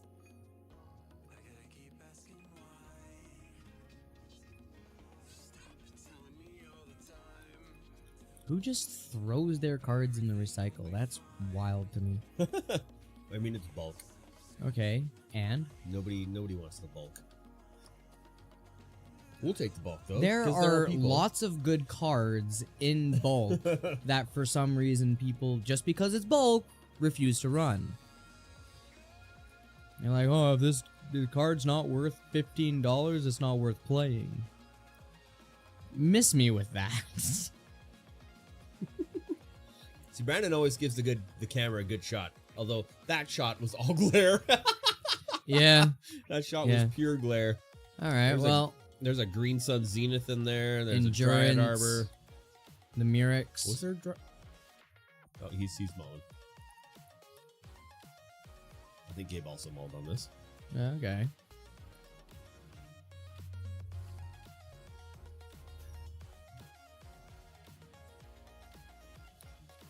Pure glare. Pure glare. Knack-knack. This is the first time I've seen Knack-knack in the chat. Well, you know, we appreciate Nick. We sure do. We definitely appreciate Nick. It's weird that he wasn't in the store today. Yeah, he's usually here for Modern. Yeah, usually. Yeah, Nick, where the hell are you? Yeah. What are you doing? Yeah, Nick, where are you? Where are you? Why aren't you here? I'm like, Nick's in the chat. Nick's not here. What? What a guy. What a guy. Get him out of here. He's not even here. Yeah, true. True. He's not even here. Not even here. We can't even get him out of here. We can't even. No, he's just here. He's just not here. Yeah. My sinuses. Oh, okay. I got allergy medicine in the car. It's too late for you now, but, you know. Literally too late. If you're just willing to take 3 game losses, we can get you over here. Yep, I saw that, Bonnie. We can get you. Yeah, Aftermath Analyst was also a standard card that made it its way into Modern. There's actually quite a few standard cards that have been slowly making their ways into Modern these days. I mean, it tends to happen. Yeah, but not usually. Not super usually. Not usually. That stuff's not working. What? It's a new box. It's literally not the stuff that it was.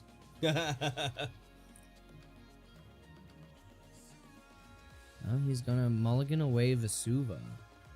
Nope. Aftermath Analyst. Okay. Ah, the bird. Oh, it's A the bird. A bird of paradise. Bolt the bird. A paradisical bird. Bolt the bird. I know you're not in red Not to even bolt close. the bird, but you should bolt the bird. Bolt it. Bolt it hard. I want the bird in standard. Because then I don't have to run the elves. Brandon's cheating a little bit. Oh. He played a tap land to play an amulet. Oh, but then he's my like, oh, wait a minute. goodness, Wait a minute, I can't do that. Brandon. I don't have an amulet out yet. That's crazy, dude. There's an issue that's not allergy related. Okay, well, I guess you're dying. Yes, it's dying for sure. Yeah. Must be If you go, can I get your cards? must be Colombian related. Oh, speaking of, Nick, next time I see you, I gotta give you back your Sire of 7 Deaths. unless you die, in which case I'm keeping it.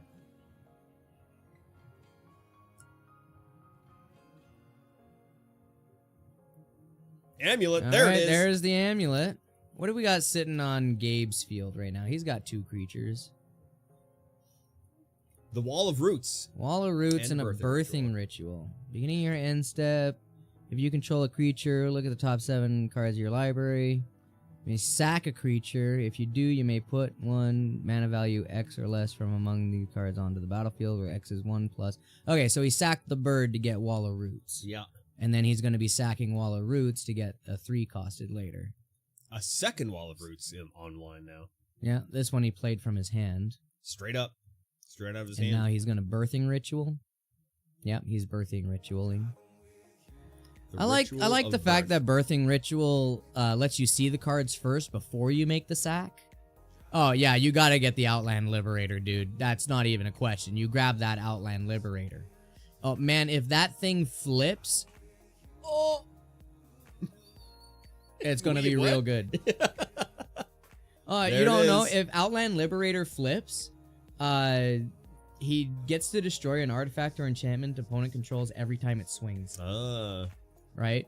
If it doesn't swing, then he pays 1, sacks it to blow up something, which is what he just did. Oh yeah, gotta get rid of that He amulet. paid 1, blew it up to get rid of the amulet. Gotta get rid of the amulet. You forgot about that? Forgot about what, Nick? I have no idea what you're talking about. That Sire of 7 Deaths was mine the whole time. Why is that smiley face? Oh, there it is. Oh, there it is. It had to It was just load taking in? a while to load in. It had to load in It had a to load standard in. emoji? Yeah, yeah. Yeah, the crying emoji had to load in. Oh my god. Facepalm from Bonnie. The Sire, yes, the Sire. The Sire, yep. The Sire of 7 Deaths. Brandon's in a bit of a pickle now. Without that amulet, it's really slowed him down. Yeah. Priority is definitely in favor of Gabe over here, and Gabe is just running through the motions. Tomorrow I'll come in for standard. Nice.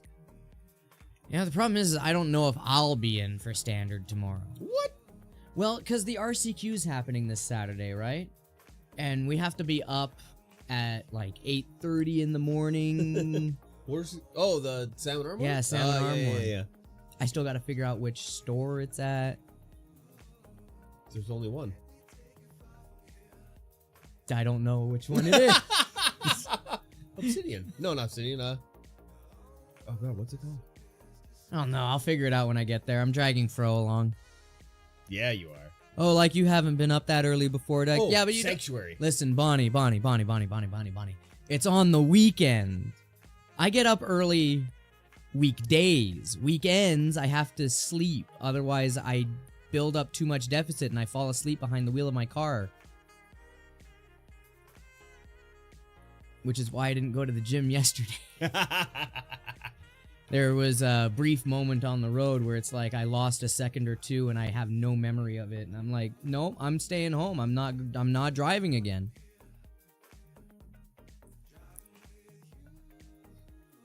Yeah, but when we're at the events, listen, I gotta commentate on the game, Bonnie. We can't have this conversation while I'm commentating on this game. We got Grist the Hunger Tide. When did Endurance come out?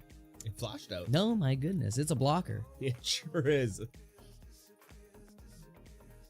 Grist, Wall of Roots. There was a ghast of sorts. Grist is also retrievable by Birthing Ritual because it's an insect in anywhere else but the field. Oh. Yeah, it's a 1/1 insect anywhere else but the field. Which means you can even run it as your commander despite it doesn't have the text, this card can be your commander. Kind of funny. But yeah, effectively it's a 3-mana 1/1 insect in your library, in your sideboard, in your hand, in exile, and in your graveyard. And the command zone.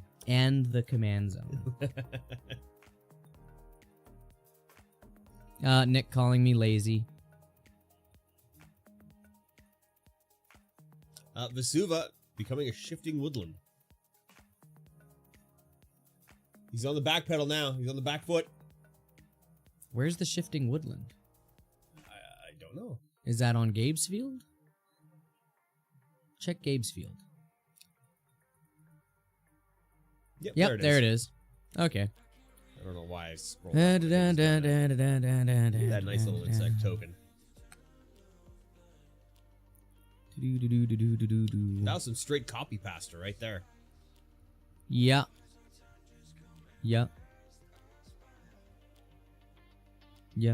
I like how it doesn't say the store. Oh, it does. Sanctuary Games. Yeah. I'll figure it out. Yeah, it's right downtown. Yeah. I know where downtown Salmon Arm is. Yes. I've definitely been to Salmon Arm before. I'm doubtful. I'm very doubtful. No, I've never been there. been to Salmon Arm? Actually? In my defense, I probably have when I was younger, but I don't remember any of it. That's fair. I'm geographically challenged. I forget that not everyone is as traveled as I am when it comes to interior cities. I'm not traveled at all. Because I've been to all of them. Yeah. Almost. In my line of work.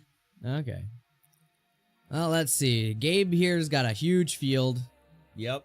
It's just growing, but he can't get the win super swiftly. Meanwhile, Brandon over here with what looks to be a Primeval Titan in hand, and maybe a second one? Come on, show us those cards, Brandon.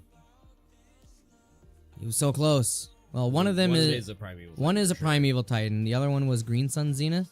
Yeah. Oh, wait, no, Dryad Arbor. Oh, Dryad Arbor. Okay.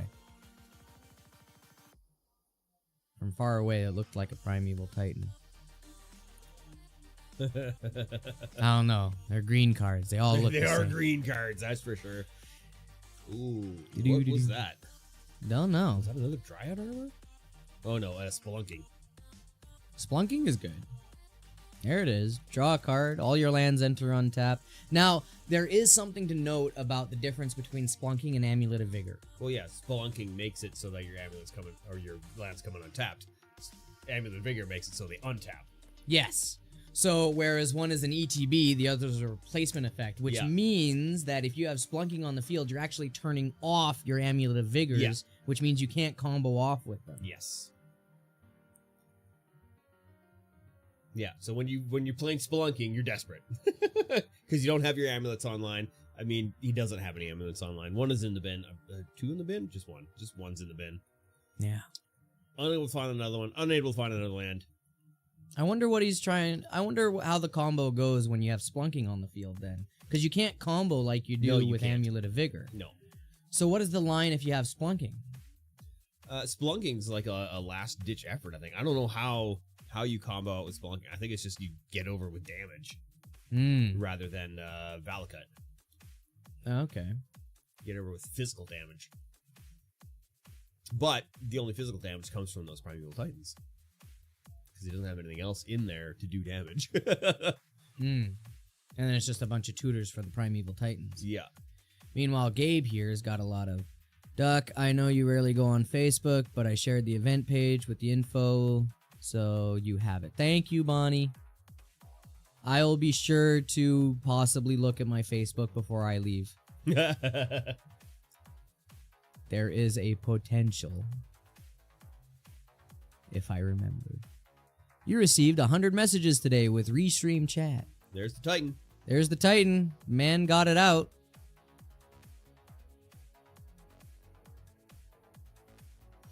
Now, what 2 lands would you fetch here? Because you could get the bounce lands, but then you're bouncing things. You could get the Urza Sagas to then get the Amulet of Vigors that no longer work because of splunking. Valakut. There's Valakut. Gotta get Valakut. Gotta get Valakut. And I mean, they're all the non-basics are singletons. Valakut triggers off of mountains, right? Yes. And he no longer has a Dryad of the Elysian Grove on the field. No. What was that second land he grabbed? That is a... Handwear Battlements. Okay, so he's going to be trying to meld... Okay. 6 at Grist. No, not Grist. Whatever will I do except reanimate it? Because it's Golgari. Yep. And it's a 1/1 insect right now. Yeah. It's super hard to reanimate a creature from your graveyard in Golgari. Gotta admit. Yep, no cards in Golgari. But I mean, you gotta remove Planeswalkers. They're just free value every turn. Yeah. Oh. Ooh. Force of Will Spelunking. I am not a fan of that play. So, Gabe exiled the Splunking, but that reopens the ability to then Amulet of Vigor combo. Gabe's banking on Brandon not having any amulets. Right, but was the Splunking really that scary to him? At this moment, perhaps. There's Lotus Field.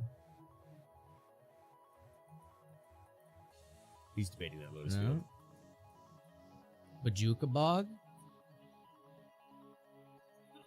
Apparently it was a very big play. Yeah.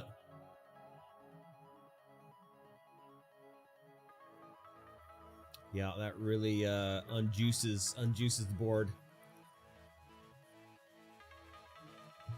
I mean, it means that his lands enter tapped now. Yep. So, you know, he's playing more fair Magic. Yeah. So after he puts these lands into play, that's it. Bujukbog. There you go. You got rid of Grist. And the Urzas is in play. And Urza Saga. Okay. I'm still curious as to how the combo goes with Splunking. Brandon needs an amazing top Brandon deck here. Bonnie was searching for lands because of the trigger from Primeval Titan, which allows him to put any 2 lands from his library into play.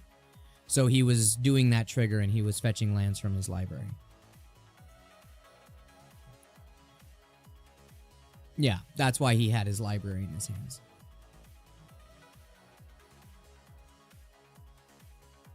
What? Gabe, you don't have a snake token?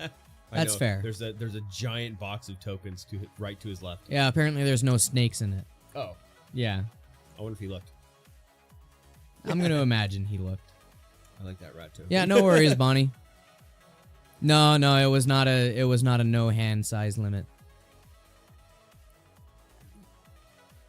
Well, are we going to be able to see Brandon clawing it back?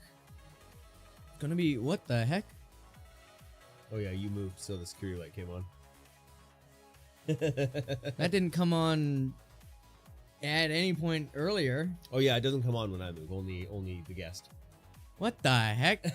I mean, I've been moving around all the time, though. That's pretty random. It's pretty random. Yeah. Okay, well, the aliens are watching us. There it is.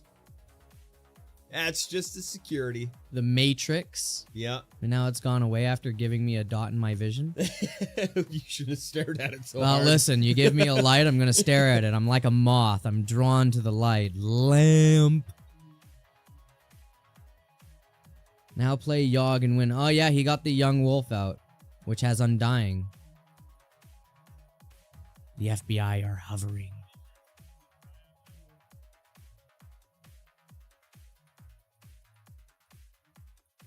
So Young Wolf has Undying. So when it dies, it comes back with a 1/1 counter. Yep. And then Yawgmoth, the Strangle Root Geist also has Undying. And then Yawgmoth has sacrifice a creature, put a -1/-1 counter. So since he has 2 creatures with Undying, he can then sack to infinity, Yep. right? Because he removes the 1/1 counter on one of them by putting a -1/-1 counter on it. But he still needs a... What else does Yawgmoth do? Does Yawgmoth do any draining when he does it as well? Like, does he drain somebody their life? I forget fully the text of Yawgmoth. Thran Physician. Well, first he needs second black. Second black mana. Yeah. He only has I mean, not one necessarily. He's got that birthing enchantment. Birthing ritual. He could just throw Yagi onto the field if he has a creature of a high enough CMC, right? What's the CMC of Yagi? Is it 4? Bring up Yagi. Yawgmoth. What is it? Thran Physician, that That's guy. it.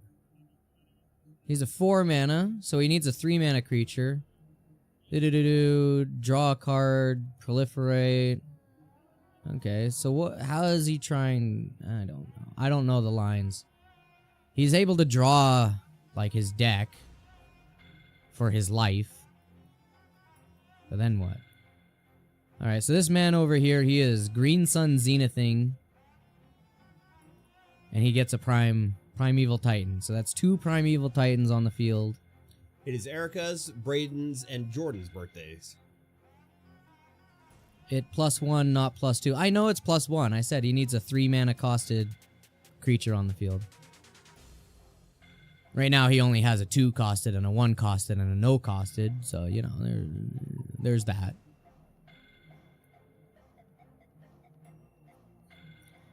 Does Green Sun Zenith give haste? No, it's the battlements that give haste.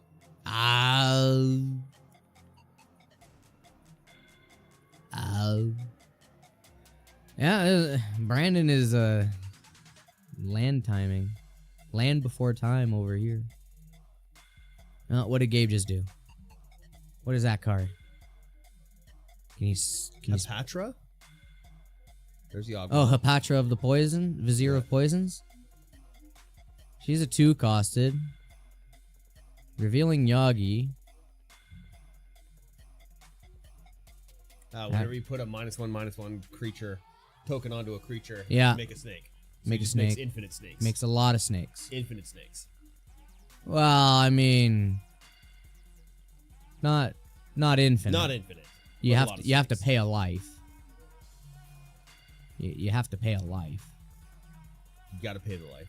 So does Birthing Ritual allow you to sack any number of creatures up to its mana value? You may sack a creature. So how did he get Yagi out? Or is he just hard casting Yagi? I think it's a hard cast. Okay. He tapped 3 creatures down. Oh, he played something. He played whatever this was. Court of Calling. Court of Calling. Court of Calling. That's what he did. Court of Calling with Convoke. Okay, so he's able to sack for nearly his life total to make a butt ton of snakes.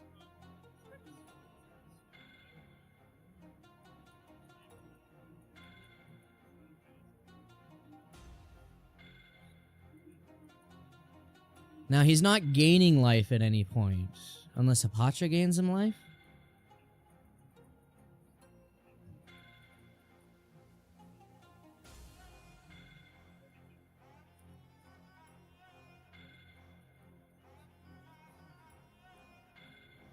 Okay, yeah, so he needs a second Oh, chord he's for Blood Artist. Right, the Blood Artist.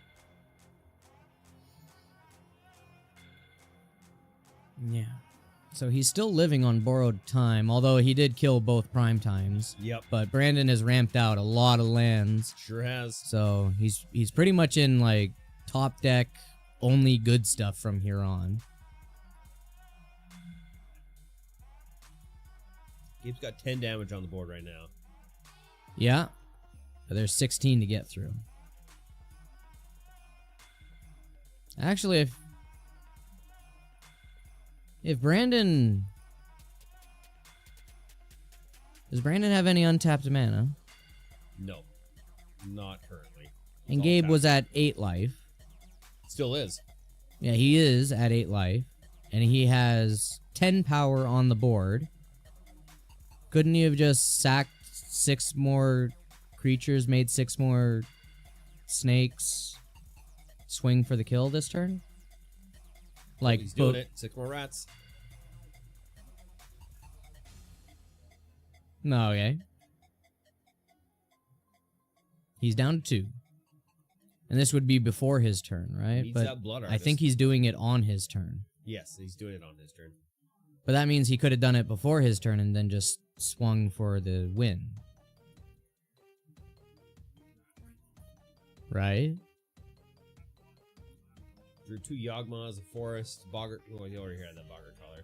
Dampening Sphere, Verdant Catacombs. Yeah. Because right now he can't swing those because those are freshly made. But if he made them on Brandon's turn, he could have swung with those. True. Because that is 2, Boggart. 4, 6, 7, 8. Plus 8 is 16.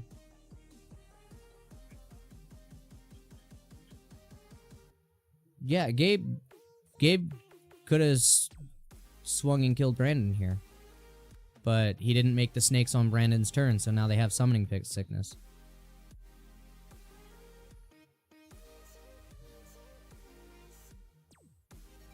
And he has to leave up enough blockers for a prime time.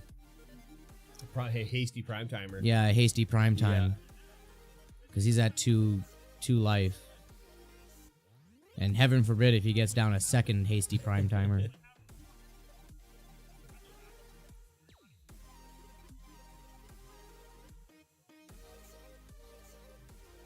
Why would you... One of Blood Artist? One of Blood That's Artist, it. and you're just hoping that nobody discards it or exiles it from your hand? Interesting. That doesn't seem right to me. I think you should be running at least 3 of, maybe 2. You didn't swing. No swing. Bare minimum. Yeah, no swing. Everything's up for block. Yeah, and now Brandon's gonna be able to make some Well, we'll see. constructs. Yeah. So I mean, yeah, I one think constructs? Gabe missed his window. It's still possible Gabe wins here, but like he definitely missed lethal. He had a chance to kill him because he was tapped out. He could have made the snakes on Brandon's turn, and then Yeah. he had enough damage to swing on his turn to kill him for Xaxes. But when you're in the heat of battle, sometimes you just miss that, right? Oh, look, and there's also the Kessig Wolf run. Yeah. Ooh. So you hand wear battlement, you make the construct hasty, you swing it, you wait for... Oh, he got the amulet. Maybe he's going to try to combo out now. Yeah, I'm not entirely sure what he's got in his hand. We're gonna find out pretty quickly. Why Gabe didn't trigger ritual? This is like 4th time now.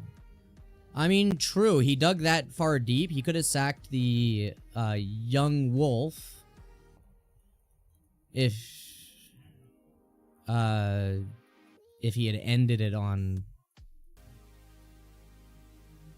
He must go to Trigger. Trigger? Yeah. And it reveals the top 7 cards of his library, and he may choose to sack a creature if he does put one on. And then that would be the Blood Artist, and then he still has the 2 life, he'd be able to win. But there's no guarantee in those 7 cards that he hits the 1 of Blood Artist in his deck. Yeah. There's a Green Sun. Green Sun getting prime time. Yeah, he must do the trigger.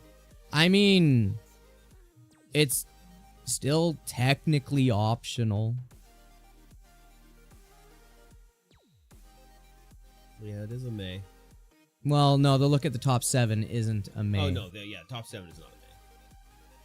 But it's also a missed trigger, so yeah. I don't know, there's a lot of weird things when it comes to not a May triggers, because some people I've had conversations with some people where they're like, if they miss it, they miss it. But also, as your opponent, it's your job as well to remind them of triggers that they must do. Oh, yeah. Even if it's to your detriment, because they must do it. They have to. If it's a May, must. you don't have to remind them. But I don't know. There's something weird in the conversations around it, because they're like, well, if they don't do it, that's on them. They didn't do it. But it's like, by rules, you're supposed to tell them. But then they say, no, you don't. And it's only if a judge comes over. I don't know. It's weird. No, you're right, River. It is a must. It is a must. It's not a May. The May is when you sack a creature. But the look at the top 7 is a must.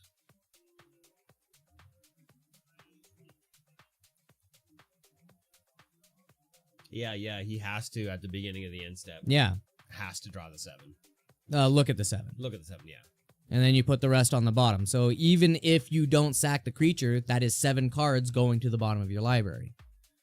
But I don't know, there's this weird conversation around missed triggers and whatnot. I'm pretty sure if you were at like a like a Magic sanctioned event with proper judges and everything, that would be a warning to both players. Yeah. So, got the Dryad of the Grove out, and then Valakut did the damage.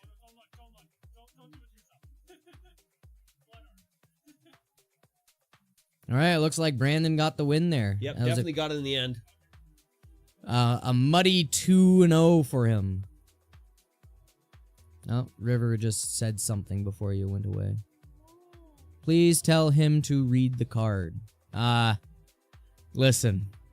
I've already had people complain to me about how I tell them that they need to read cards. I'll let Gabe know. That's usually what I do. I'm trying to not get kicked out of the store.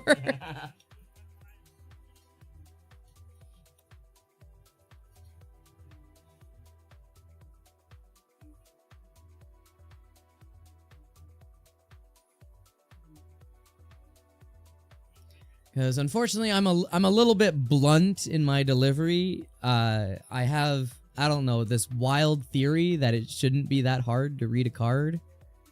But for some people it is. You know, if they're relatively new to the game, I give them a lot of leeway. But seasoned veterans, I just want to smack them upside the head. Yeah, no, I get that. I get that. Especially for people who have played with the cards over and over and over and over and over. You know, at that point, you should know what it does inside and out. You don't need to pick it up and reread it. You know what it does at that point, right?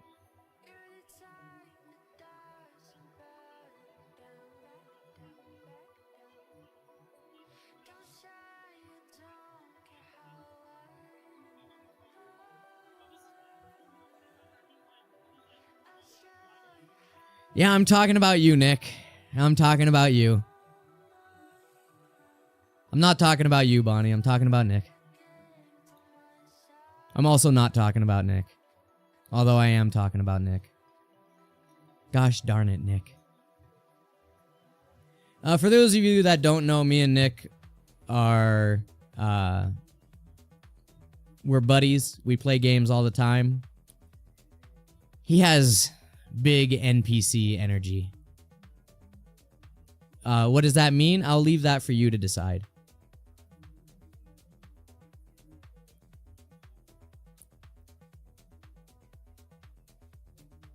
Bonnie is another person that we regularly play with. She's still learning, so we give her a lot of leeway.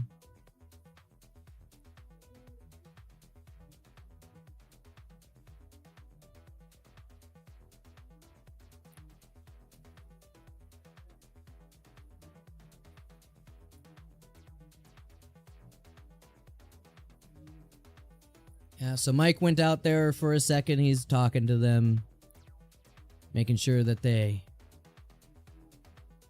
I hope that he's talking about that enchantment.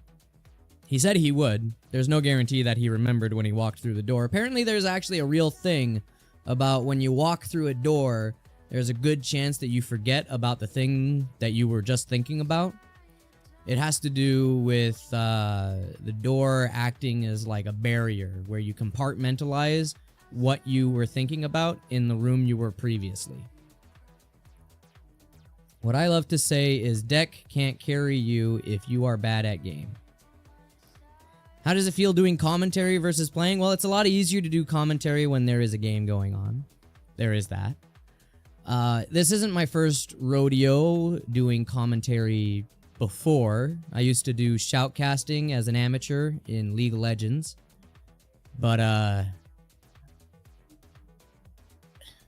you know, then you're talking about theory, you're talking about plays, you're talking about the action happening, you're talking about macro decision making and strengths and weaknesses of various champions and whatnot. Here in card game, it's a lot more different. We can talk about the plays that they make, but without a full showing of their hand at all times, it's hard to commentate on what plays they should make, when they should have gone in for a kill. Like last game, for instance, it was apparent that Gabe missed a kill on Brandon in game 2, but when you're in the thick of it, it's not always obvious because it would have been exactsies and it would have been putting you down really low. What about red wards? Yeah, red wards. Man, I remember when wards, you were a purchasable thing in the shop, and you would go back and you would buy up like 3 to 5 wards, sometimes multiple stacks if you were a support. And support wasn't even a main thing in the game until season 2 rolled around, I think. Jungle wasn't a real thing back in the days until someone made it a real thing in the pro circuit. It was Guardsman Bob, I think, was the first person who actually made jungle a real thing, and he used Udyr. Warwick was for the longest time believed to be the only one that was able to jungle because of the sustain he had. Yeah, the good old days. Yeah, now everybody has a paragraph or 2 on each ability, and some of them have like 6 abilities, 8 abilities. There's so much mobility in the game now. There's so much damage being thrown around. I like to play tanks. I like to soak up all the damage and keep walking towards you. It's not really a thing anymore. It's not really a thing anymore. Very sad. And people still can't play the game right. No truer word had ever been spoken before than that right there, River of Tears. You are correct. No, people still can't play the game right. It's wild. It's also ever evolving. But I don't play it anymore, so that's that. It's actually been years since I've picked up that game. One might say I had an addiction. Alright, we got Brandon Hanger playing the Primeval Titan again. This time facing Thomas Andrukson. Both of them are on an undefeated gaming streak. Both are 3-0, so let's see who walks away with it this time. Do you know what Thomas is playing there, Mike? He is playing, I believe, Domain as well, but Okay. different Domain. Different domain. Although I can't. Is this a domain with Zur the Enchanter? And the Overlords? I think that's what he's playing, but I could be wrong. Okay, so this is like a modernized standard deck then. We're gonna find out pretty quickly here. Okay. Did you talk to Gabe and Brandon about that enchantment? Yes. Okay. Good, good, good. Yeah, I think you just missed that one hand. Yeah. A little sad that Gabe missed lethal as well.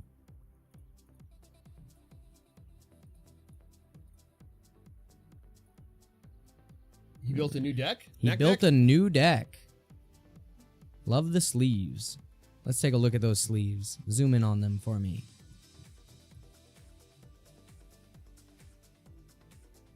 I don't know what Gitska was saying. We're doing 5 rounds. 5 rounds? Yes. Wow.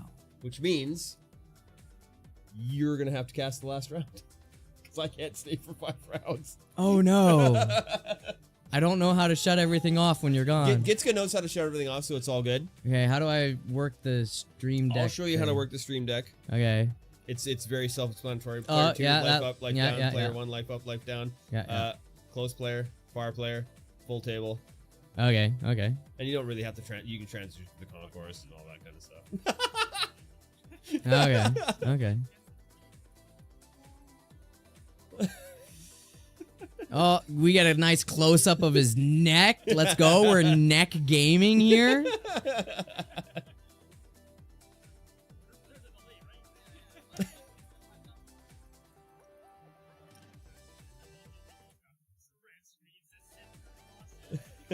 Don't worry, guys. Your words are all censored here. Oh, yeah. Only we can hear you.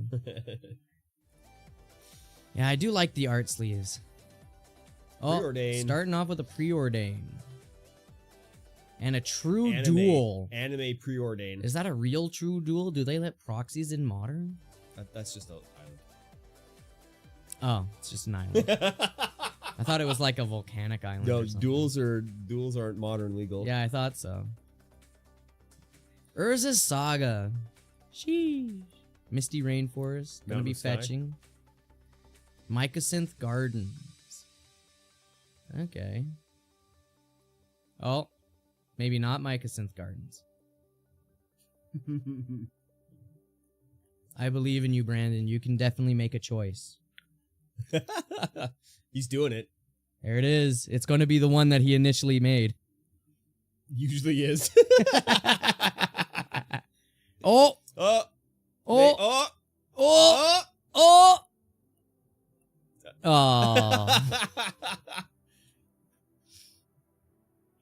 So much thought goes into which land you play. Oh! Ah, there it is. There it is. That's hilarious. Gosh darn it, Brandon.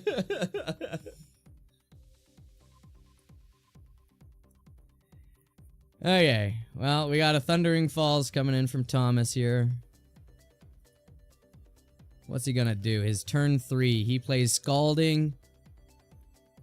Oh my goodness, Blood Moon! Make more Blood Moon! Get dunked on, scrub. That's a scoop. That has to be a scoop. Brandon's cooked. He's done.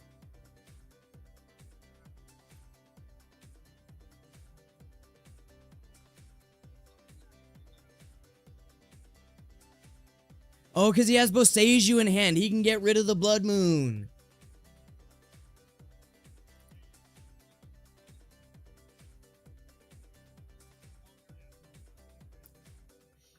Does he have Boseiju in He hand? does have Boseiju in hand. Yeah, so he just... It comes into play as a mountain. But he needs a green. He can filter through the Mycosynth Garden. But he needs a second... no, he can't filter through the Mycosynth Garden. He can't do the... He's cooked! He's done! Oh yeah, the saga just dies! The saga just dies. The saga just dies! Because it has no chapters. Brandon, you're done. You're cooked, dude. That doesn't give you green. You can't Boseiju. Oh, this is wild. Absolutely demolished by a singular card. Bonnie, what is the moon card? The moon card is the Blood Moon. It is a red and 2 mana. All non-basic lands become mountains. That was hard for me to say for some reason. So effectively, there it is. Brandon scoops. Yeah, that's it, man. You can't... Titan just... Oh my god. So all non-basics are mountains, and what that means is they lose every other ability they have, and then they can only tap for red. So if they play a dual land, it's a mountain, and it can only tap for red.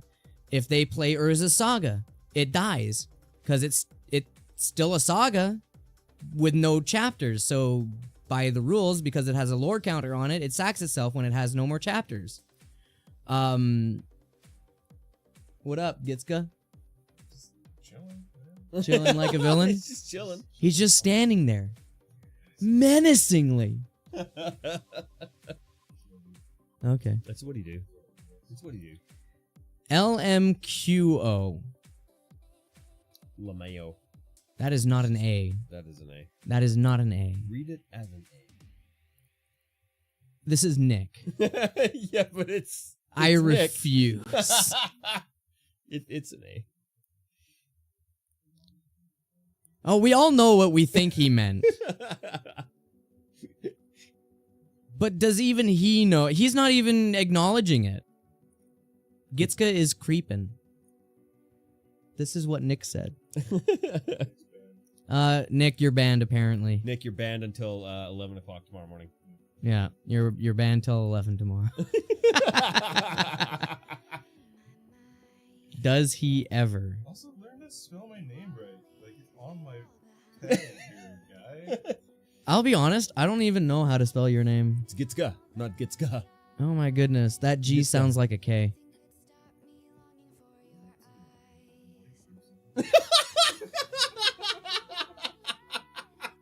You only hate me because I'm black. That's not why. Oh, okay. Don't hate me because I'm beautiful. That's definitely not You hate me because I'm native? probably. Oh, okay, there it is. I mean, probably. Apparently, my people were almost driven to extinction, and then they got adopted by the Trondaquetian tribe, whatever that is. It was a northern tribe. Gitska. Ga. Yeah, gets But Gitska. Yeah. I mean, we could wear it out.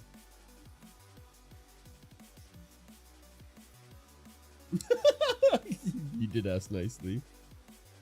All right, both players choose to keep. I don't think you did ask nicely. You didn't say please. You just said don't wear it out. What? Yeah, I nice guess one. you did say that. Yes, nice Yeah, one. I guess you did say that. Oh, we're starting off strong. Turn 1 Amulet of Vigor into a turn 1 Preordain. Preordain. Yeah, Preordain. Scry 2, draw. Anime preordain. Yeah.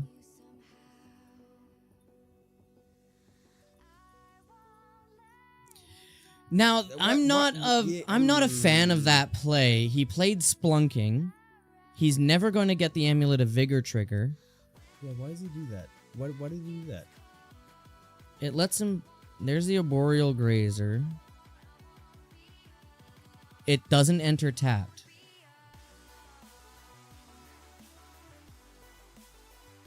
That Hanweir Battlement enters untapped, sir. Sir, that Hanweir Battlements is untapped. It is untapped. Okay.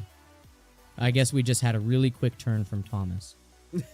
We did have a really quick turn from Thomas. That means he's holding up Counterspell Magic. he is holding up Counterspell. Oh, he's That's the holding up first card. specifically It's Counterspell. It's right there in his hand. It's the first card right on top. Yeah. Yeah. Oh. Oh, another Preordain. So Brandon just passed with all of his mana untapped.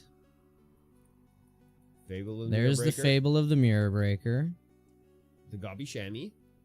So Thomas didn't see something to counterspell, so he's using his mana, and now Brandon has free reign on his turn.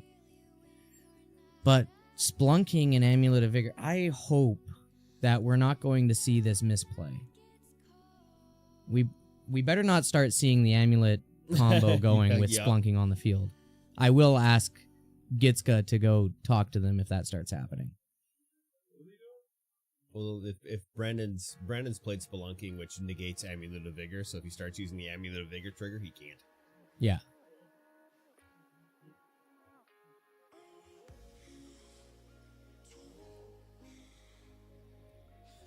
Everybody hold your breath. He's already played his land for a turn. Yeah, it was the Gruul bounce land Yep. that bounced back to his hand. Subtlety, Oh, and he puts it on top. of course. That's how you do.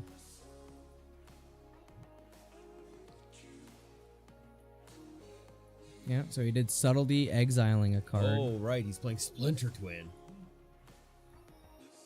Subtlety, though. Hey, Mike, can you bring up the wording on subtlety for me, please?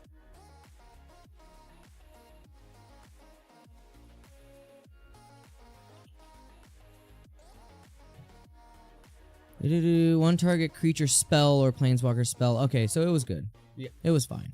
Oh, yeah. I just wanted to see if Primeval Titan hit the field first. But he didn't. Straight counter. We're good. Mm-hmm. Oh, not a counter, a bounce. Oh, look at that glare. I thought I had eliminated all the glare on the table. That is a textless fable of the Mirror Breaker, I'll Sure have you is. know. It's really good, really good. There's the counter spell on the Titan. Yep, so Brandon tried to hardcast the Titan again and went right into a counterspell.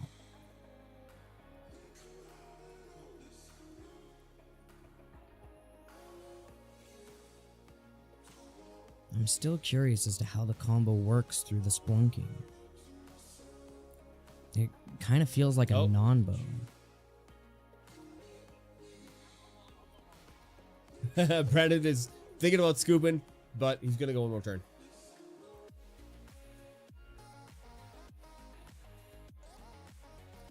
Why would Brandon scoop here?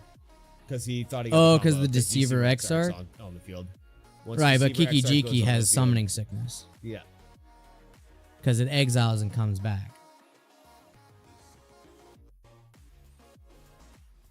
But if he gets that Splinter Twin out of the graveyard, it's over.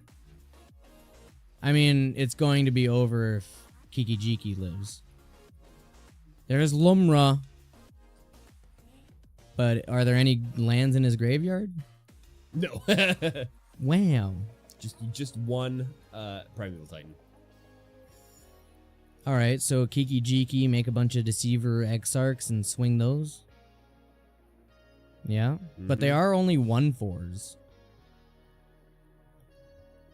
I want to see that Blood Moon. Okay. He just makes as many as he has mana. Yeah. If he doesn't have interaction, he wants to hold up.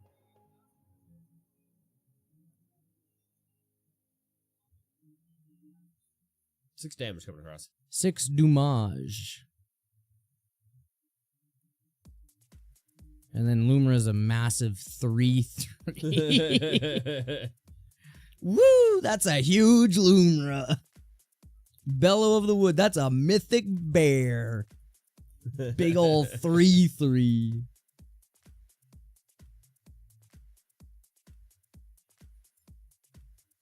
Nope, I misspoke. He's a 4/4 actually. 4/4. Yeah, there it is. Mhm.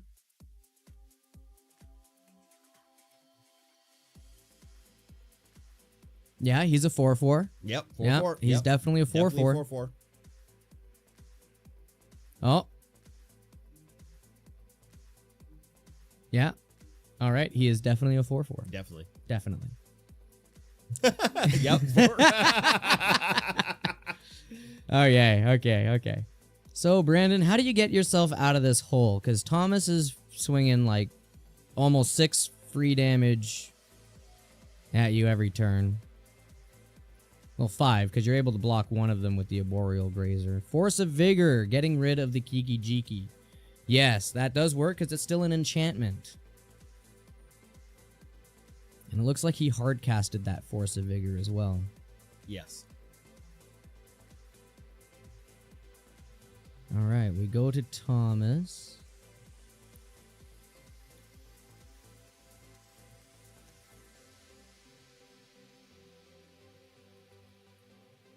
Ooh, Loomer getting the lightning bolt. Because Lumra blocked. Yeah. And then the lightning bolt to kill it. Yeah, that takes the 4/4 off. I'm surprised the Arboreal Grazer didn't block. Because he swung 2 creatures at him and then didn't block with the Arboreal Grazer. Yeah. Because the Arboreal Grazer's done its thing. Yeah. It's Does- not of any use. You block the 1/4 with the 0/3, right? There's nothing about the Deceiver Exarch that means he gets it through. So why is he just taking the free 1 damage? Sink into Stupor, hitting the bin.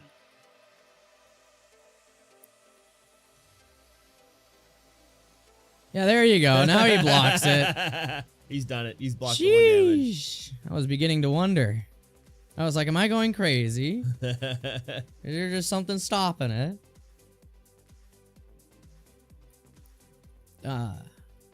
Okay, so now what do we got here? There's Gruul Turf in his hand. There's other cards. A hat. We love the hat. He's Definitely invisible. a hat. Otawara can bounce something. A regular forest. What is that black card? Nope. Turn past. Okay, over on Thomas's side, we got...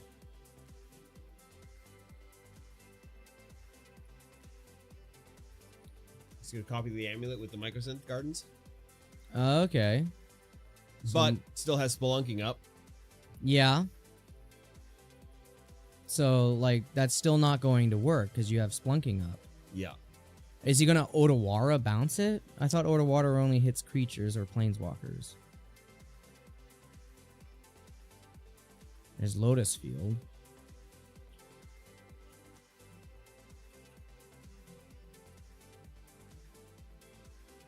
Artifact, creature, enchantment. Oh yeah, so Okay, he so might you be can bounce it. bouncing the Splunking back to hand. Mm-hmm.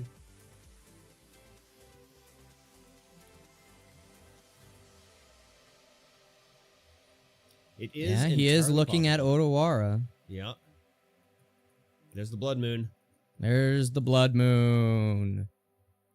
We shut down everything. You can't even pay for the Otawara anymore. Nope.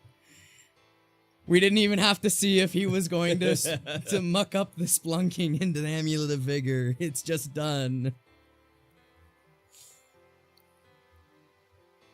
Yeah, unfortunate timing. Using that Force of Vigor could have gotten rid of that Blood Moon. I mean, he had to get rid of the Kiki Jiki, right? It was just too much free damage coming in. The Dryad of the Elysian Grove, all of his lands are every basic land type now, which means he is able to tap for any color despite Yep. the Blood Moon. Oh, that's pretty good then.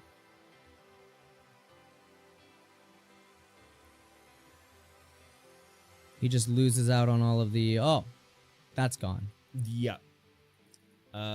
What spell did he use He on that? uses Snapcaster Mage just To get the get counter spell? the Lightning Bolt or the counter spell. Yeah. Either way. Yeah. No, In that the was very important. He had to get rid of that because Oh yeah. you don't want him to be able to tap for colors again. Preordain happening. There's a Lotus Field coming down. Oh, He does not have to... Oh, that was a Splinter Twin. There it is. Game over. There it is. That's it, Splinter game over. Twin. Oh. Oh!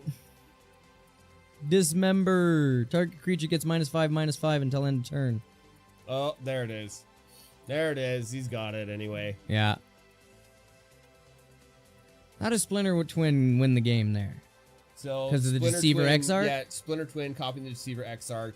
Untap it. Copy. Yeah. Copy. Makes a million copies. Yeah, fair. So was he trying to blow up the creature that it was going onto, or the Deceiver Exarch? The Deceiver Exarch, I think. Oh, because you can just put Splinter Twin on the Deceiver Exarch? I know the Deceiver Exarch. I was talking about the Splinter Twin. The Splinter Twin just copies the Deceiver Exarch. Yeah. Yeah. Well, I mean, can you bring up Splinter Twin? Oh yeah. Please and thank you. It's like an enchantment, right? You put it on a creature. Yeah. It has tap, put a token, copy of this creature. So you put it on the Deceiver Exarch. Yeah. And then just The make- token has haste, exile it at the beginning of the next end step, yada yada. you make Okay, a bunch yeah. of bunch of hasty deceivers. Swing for lethal.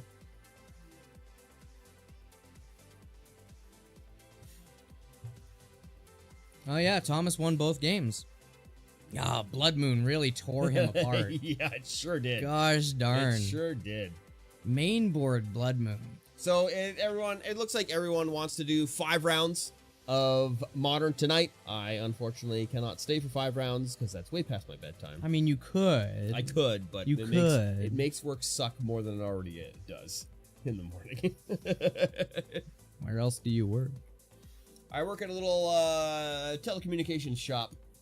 Are they hiring? No. One could hope. We're, well, you go to class 3? Air brakes? No. Class 2? No. If you had a class 3 with air brakes, maybe. Yeah. Get you in there pretty, or telecommunications experience, maybe. Yeah. I need to find a place paying better than what I got. Yeah, we're currently not hiring. Yeah, no, that's fair. Wonder how much that card is. Blood Moon? It's like a It's not very $10 to $20 card, I think. Actually, it got reprinted pretty recently. Yeah, it's like $8, $9. American. Yeah, so Oh, yeah. $10 to $20 card. Oh, yeah. It's Amoket. fine. The Amoket Mythic is so good. It is pretty. I do not like that Secret Lair gold foil. Oh, edge. this one? Oh, Yeah. man, this is so nice. I'll pass on that. Yeah, lots of Blood Moons. The Oh. blood, Eldritch Moon, Blood Moon? a moon. Blood, oh, that's Blood Blood Mist. Oh, okay. But I typed Blood Moon in. So Yeah, sometimes it just is like, oh, well, these are blood adjacent cards. Blood adjacent for sure. Yeah. Okay. Yeah. You piecing out? Reset. Up, down, and this will just change player. It Okay. won't. It won't go back. So this is the live screen. So it doesn't Okay. matter how many you push here. It won't go there until you hit the transition button. Okay. So like that. Oh, okay. Gitska knows how to shut everything down. I mean, literally, you just hit stop streaming. Oh, okay. So it's pretty easy. Sure.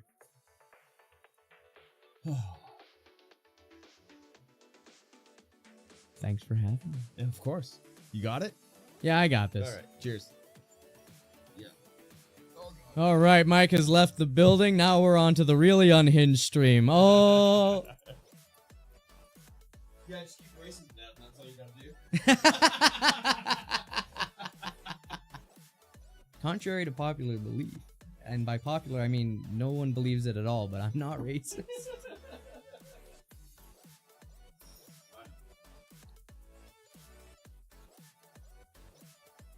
Not that no one believes that statement. I mean that no one thinks that never mind. You know what? I'm not going to explain it any further. The more I explain it, the worse it sounds.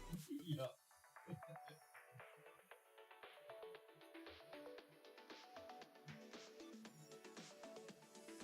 Stop it. Get some help. Don't I know it, River of Tears? Don't I know it? Alright, let's bring this thing over here.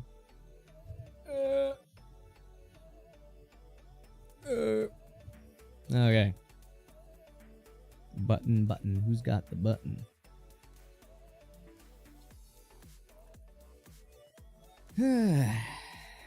Now it's just me, myself, and I, and you lovely people. I wonder who's gonna win.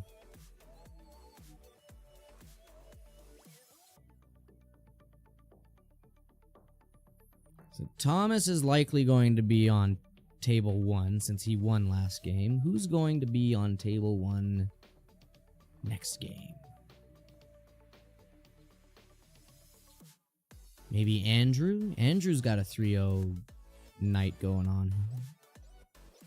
Unless he loses this game, he should be the next one. And then who's he facing? I have a feeling like it's gonna turn into an episode of The Night the DJ Went Crazy. The night Saint Nick went insane. Grandma got run over by a reindeer.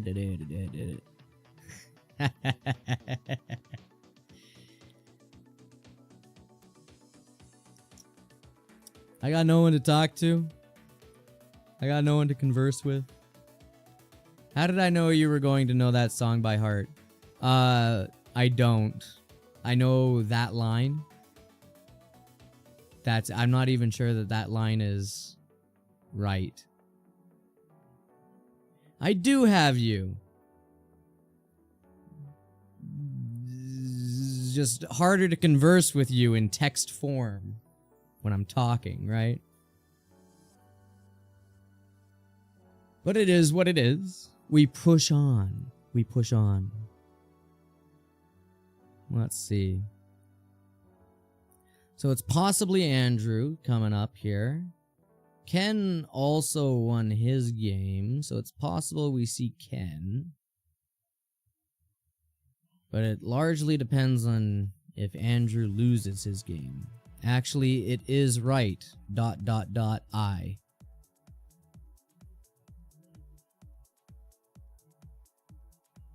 Ken the raid boss. That's what people tell me.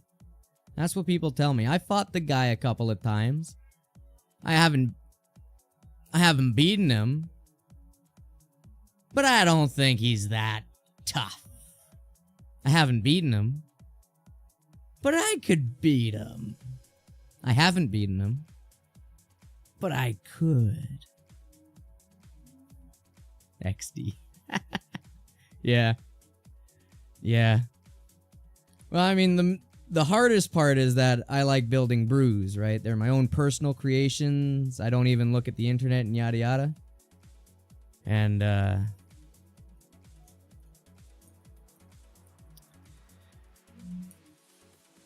mean, listen, Bonnie, I want to do standard tomorrow. I don't know if I'll be able to. Plans change. Mostly just sleep deprivation builds up is the real reason. But I could push through it. I can do it. I'll play standard tomorrow. I need to finalize some changes to the deck. Consider it practice for RCQ. I'm gonna get in. I'm gonna make it. To the RCQ, I no guarantees about actually getting through to the championship. No guarantees.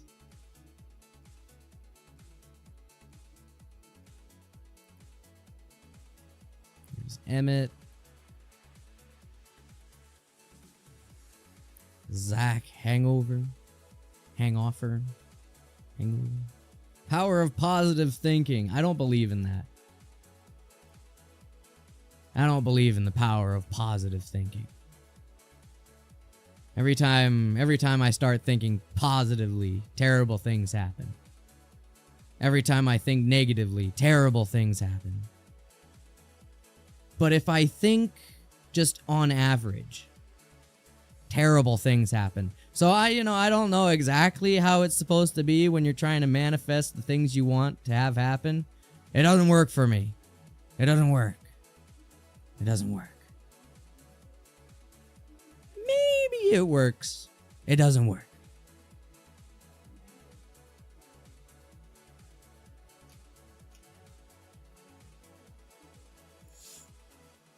All right.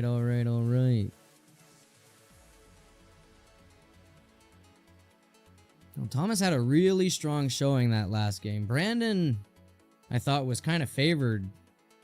And then Thomas hit him with Blood Moon both games, and it's like, oh wow, that's kind of the end of my deck.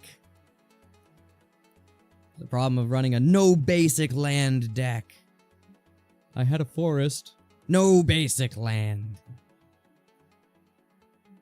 I had a Dryad of the Elysian Grove. No basic land. None whatsoever.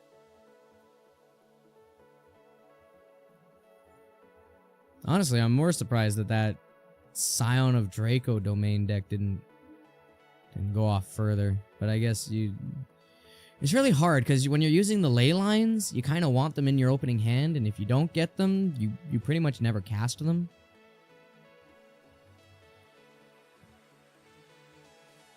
He did. I don't play Modern, but you can have up to 4 copies of a card in it, right? Yes. Yes, you can. But I don't know what you're referencing to he did. Are you talking about he did have a forest? Yes, he did have a forest. But the deck was largely made of non-basics because he's Primeval tightening them out. Hey everyone, hope y'all are doing... Hey Aaliyah. Alia. Chaze. Chase. Are you willing to bet that he had 4 copies of Blood Moon in there? I would not bet on that. It's a good card. He might have sideboarded in more Blood Moons for second game. But for first game, I'd imagine he's running maybe 2, maybe 3. But I don't know the deck. So I'm not an authority on that one.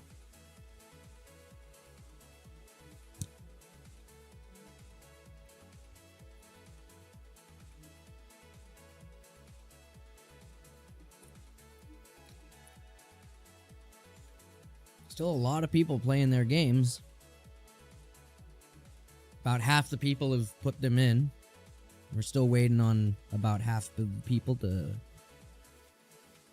report.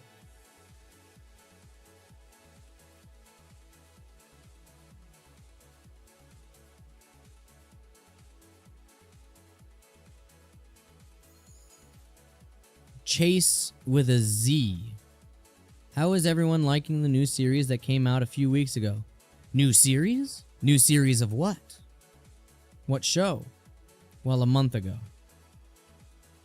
Is it a show? A movie? A TV series? An anime? A cartoon?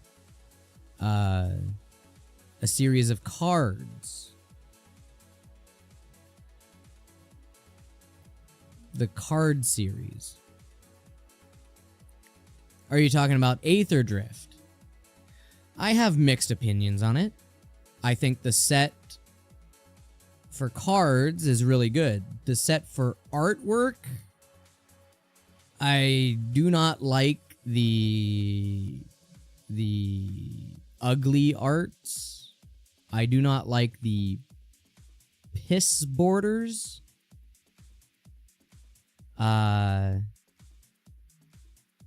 The full art lands look nice. But yeah, I'm not a fan of those two things in particular.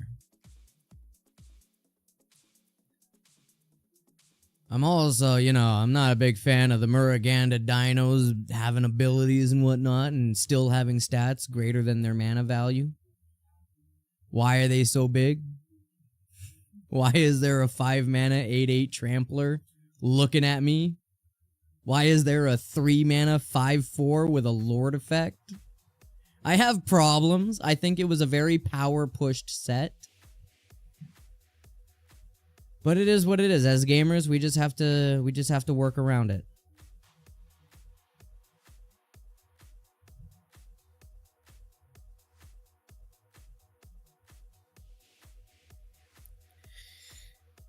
Well, there's a little push and pull to all of it. Even though those creatures are super big, they're not actively making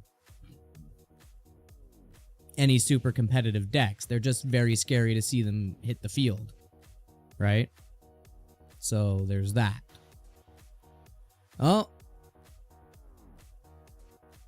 Well, we just got Andrew Snookins put in a win. I'm looking forward to Final Fantasy when it comes out. I'm not... it's complicated. I'm not a huge fan of the Universes Beyond becoming main sets, because it pushes the lore and storyline of Magic back. It's no longer at the forefront. But Universes Beyond sell really well. And if we want a successful company, if we want them to be a successful company, they need to earn the money. So they chase the money. But the lore. The lore. When does Final Fantasy come out? It comes out after Tarkir. So people are super hyped about Final Fantasy, and we haven't even hit Tarkir yet. Right? There's almost no discussion going on about Tarkir. It's just Final Fantasy. And don't even get me started on the stupid cactus. No, hey, I got 10,000 attack damage on my attack. Wow. No keyword though. Super hard to get trample in green, by the way. Super difficult to get trample in green. Sarcasm.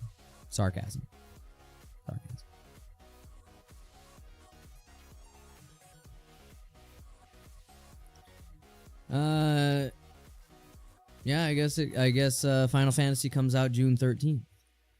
There are some things about the Final Fantasy that I kind of enjoy. You know, some of the artwork's pretty good. Some of the mechanics are pretty good. I like how some of them don't seem to be super pushed power-wise, but then others of them certainly are. Oh, looks like we might be setting up over here. We'll do a quick transition.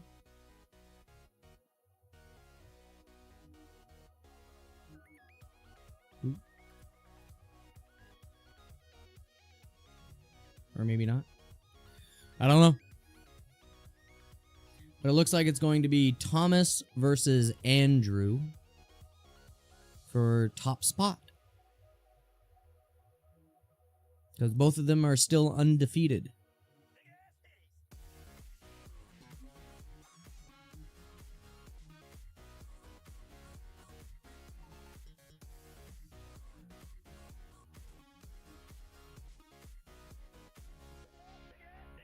I don't know what that emoji is.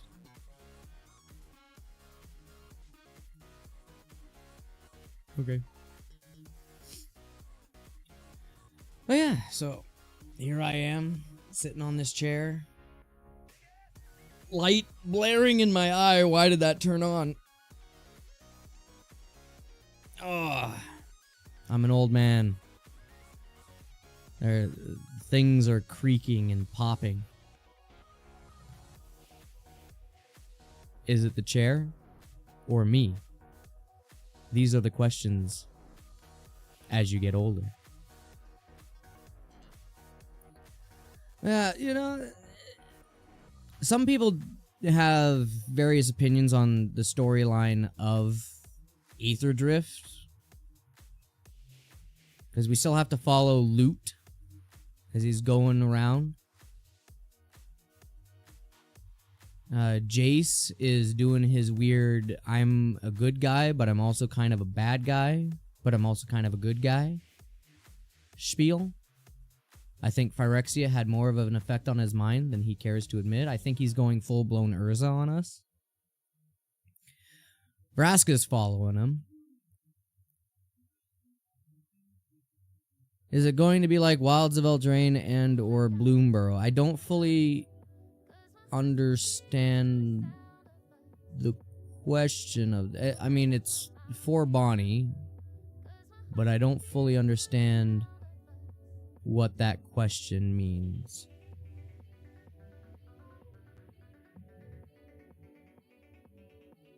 Are you meaning, is it going to be standard legal?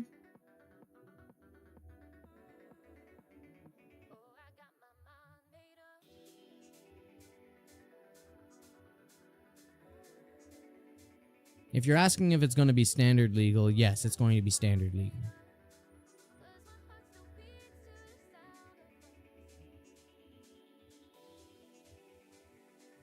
If you're talking about the mesh as in, is it part of the in-universe? It's not. It's a crossover as far as Final Fantasy being printed on Magic the Gathering cards. It is not a crossover of Final Fantasy is a plane in the Magic the Gathering universe. if that is what you're asking.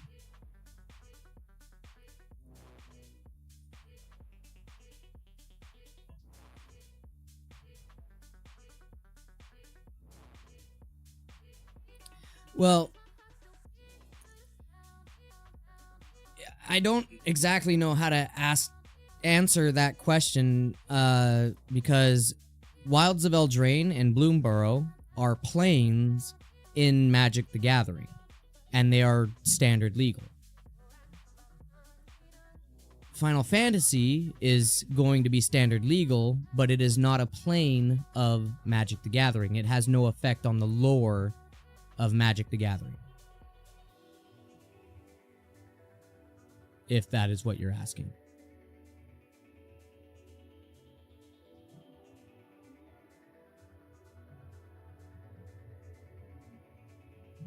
See, now I don't know if that is a genuine statement or if that is sarcasm. Text. It's hard to understand the inflections of speech. Oh, okay. If you're casting finals that are happening are the exact same finals as last year,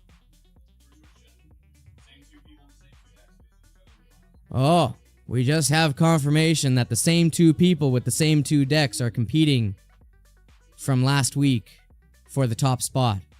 So it is a rematch of Thomas and Andrew. How do I change?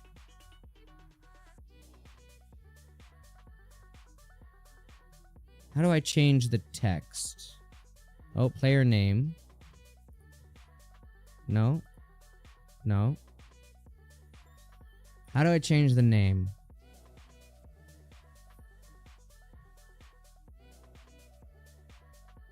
Caster chat, mixer, reset.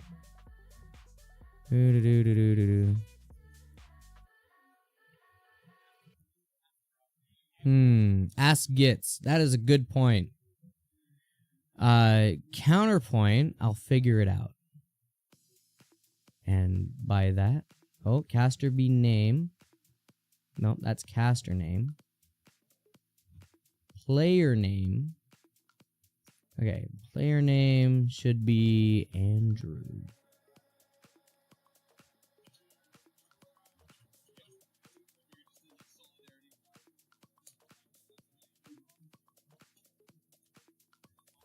Hey, there it is. I figured it out. Let it never be said that I have... let me have an aneurysm. Let it be mentioned that I have conquered technology. It will not get the better of me. Oh, I do need to change game.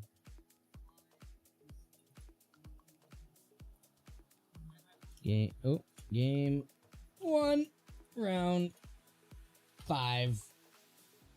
Okay.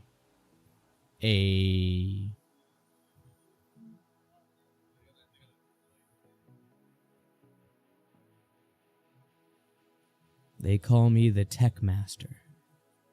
Nobody calls me that.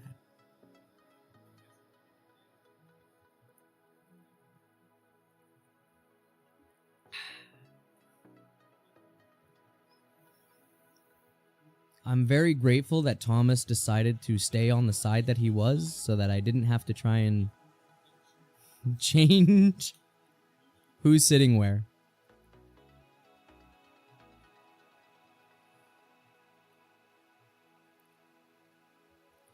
Now you gotta change the camera over to the... Oh, true! Let me transition. There it is. Gotta reset the timer, right? How do I reset the timer?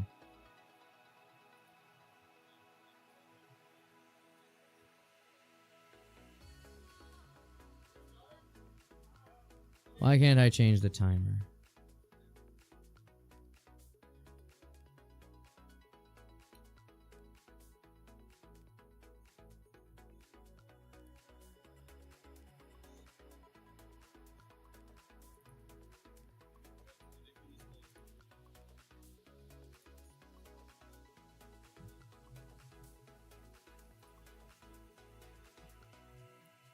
How do I change the timer back?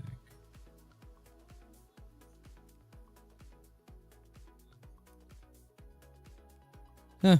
Oh well. We're just gonna leave that timer there. Oh wait, maybe this? Nope. What's that on Andrew's playmat? That's cool. That is a good question. Let's see.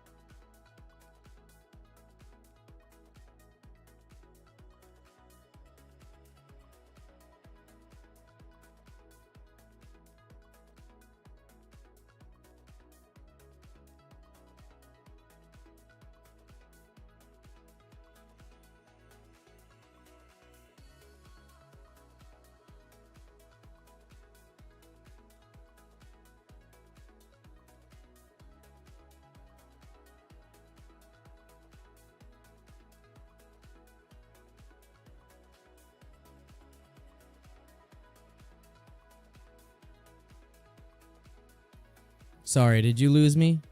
I'm back. Alright, we got Fable of the Mirror Breaker. Thomas is down to 19 life. Fable's gonna make that token that every time it attacks. Make a 2/2. Oh my goodness. Overlord of the Baelmerk impended.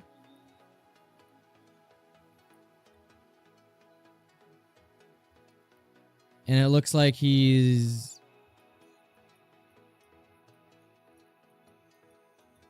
Oh. Goodbye, Goblin. Hardly knew ye. Got Fatal pushed.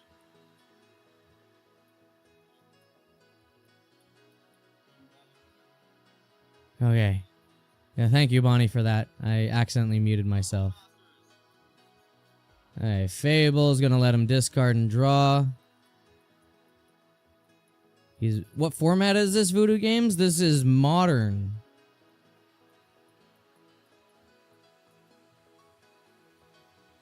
There it is. Looks like Blue played a land and left up all of its mana and passed. Means that he's holding interaction. Hell yeah, I love me some Modern.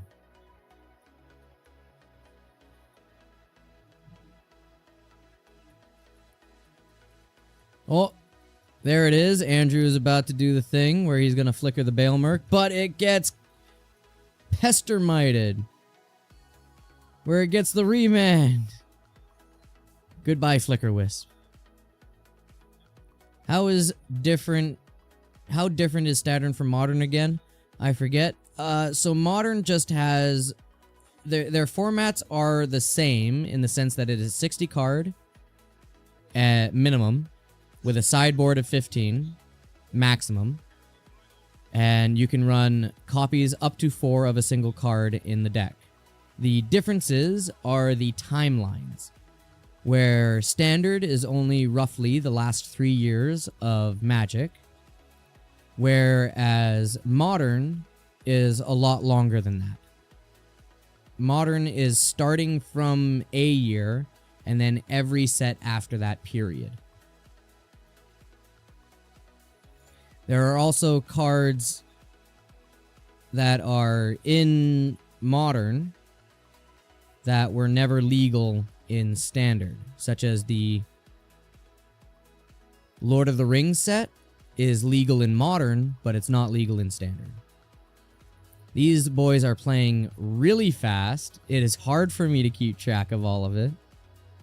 So say, for instance, Aether Drift wouldn't be in there. Aether Drift is in both Modern and Standard. Aether Drift was a new set. There's no reason for it to not be in either of them. But for instance, like Modern Horizons is a Modern only... Well, I mean, it's still legal in older formats, but it's designed for Modern. Ketramos seeing quite a bit of play right now. Yes, although we are not seeing Ketramos against these two. Whereas we have Thomas, who is playing what appears to be Izzet Combo. with the Reflection of Kiki Jiki, Deceiver of Exarch, yada yada. And Andrew here is playing an Overlord Scam deck. Looks like a variation of Domain. Might be doing a Zur the Enchanter.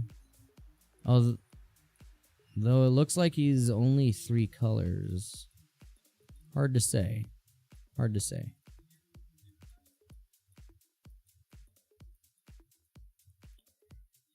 Alright, so we got an Emperor of Bones coming down here for Andrew. What was that? What was that? What went under the Emperor of Bones, please?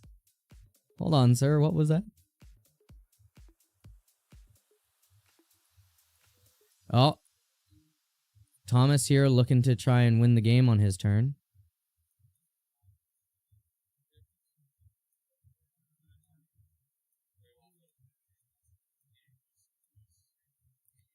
Okay, so what happened there was he tried to flash in the Deceiver Exarch. After the Deceiver Exarch hits the field, Thomas was trying to tap down the land. Andrew floated the mana in response to use the Emperor of Bones to get the Solitude, which then got rid of the Deceiver of Exarch. Whew. I don't remember off the top of my head everything Emperor of Bones does, but oh my goodness, it definitely saved him there, because that was going to be Thomas comboing out.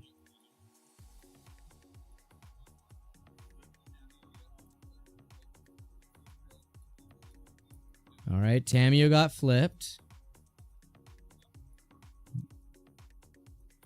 Gets plussed. Land played. Well caught. You could say well caught, but honestly, they discussed it, and I'm able to hear them, so I was able to relay it all to you. They were playing incredibly fast. It is hard for me to keep track of everything. And I don't have Mike to be able to just bring up the card for me on the other screen. Hey, Flicker Wisp. Flickering the Emperor of Bones. Emperor gonna get another ETB. Oh, slight change in plans. They did a little take backsy. Emperor of Bones gonna swing at Tamiyo first. Blocks with the Reflection of Kiki Jiki. It dies. And now he's gonna Flicker Wisp it.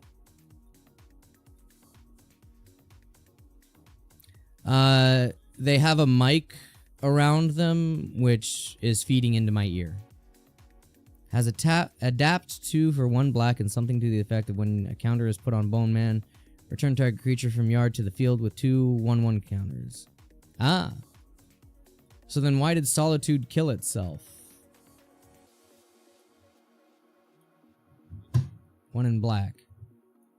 Oh, do you have to sack it at beginning and end step? Finality counter. Overlord is finally online.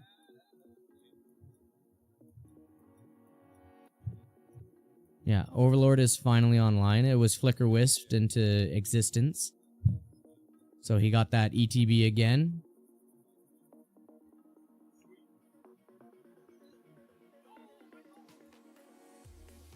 Man lost his dog.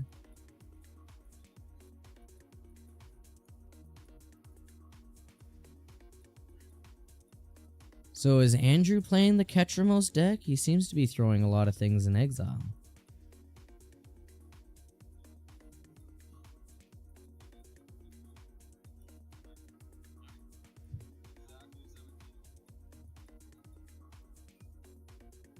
Alright. Thomas fetches for a land.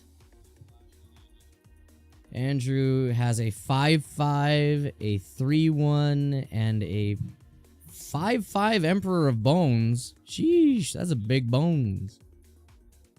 We got a Fable of the Mirror Breaker coming down, another Goblin Shaman, and a Blood Moon! Does Blood Moon matter? There is Swamp, Plain. I don't think Andrew has a big problem there. The biggest problem for him is that he loses access to blue now, which means I do think it is the Zur the Enchanter domain deck.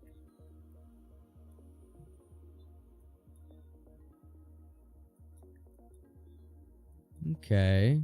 Okay. Thomas is cooking. Thomas is cooking. There it is, Ketramose. So Andrew is playing the Ketramose. I lied about putting counters on the creature that returns. Lol. Okay, so yeah, so it's finality counter, it gains haste, yada yada. That's great. That's great, because Andrew would have lost if Thomas had that Deceiver Exarch resolve and go into his turn.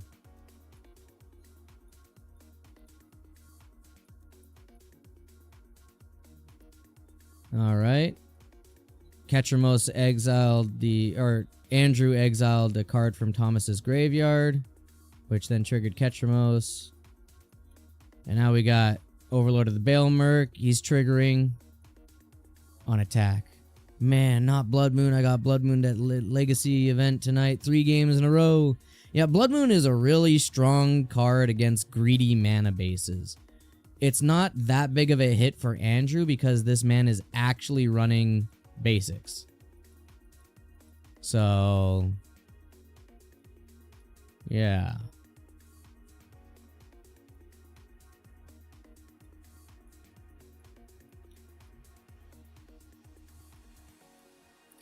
Apparently this swing was hard at Tamiyo, so Thomas is currently deciding whether or not he wants to keep Tamiyo. He has decided he wants to keep Tamiyo. And then, yeah, Andrew just blew up the Fable again. Yeah, so that was a full swing on Tamiyo. None of that going to face. That's wild. And then, yeah, he blew up the Fable more than the Blood Moon because the Blood Moon's not shutting him out of the game that much. The Blood Moon is only stopping Andrew from gaining access to blue. But he still has all the white and black that he needs.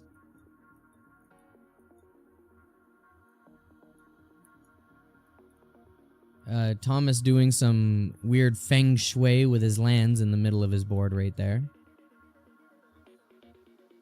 Also passed with all of his mana up, which means he's holding some interaction, or he's bluffing that he's holding some interaction.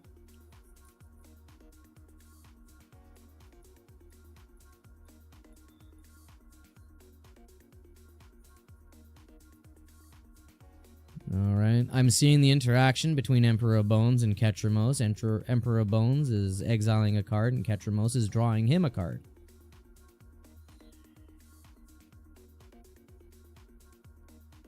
Yeah, Bonnie, it turns all non-basics into mountains, not basics.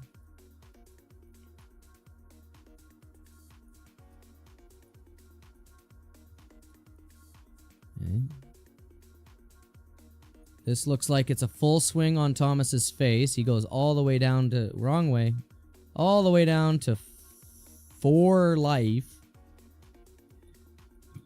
Andrew gains some life, I'm pretty sure. I guess Andrew did not gain life. They're...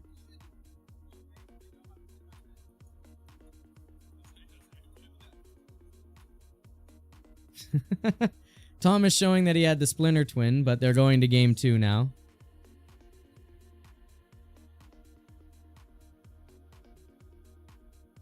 Okay, let's...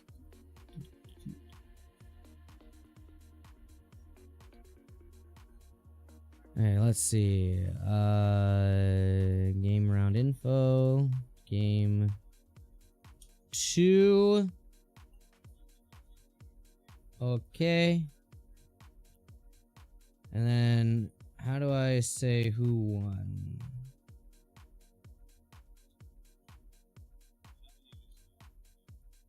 How do I say... Do y'all have any Goros players at your store? I haven't seen any tonight. That's not to say that we don't, but I haven't seen any on the camera tonight.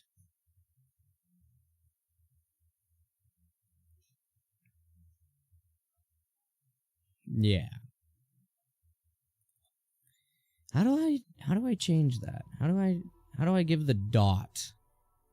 Game 1, round, yada yada. Maybe you?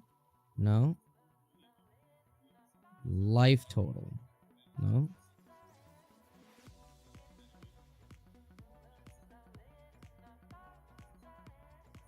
Altar box. No. No, do not change that. Uh,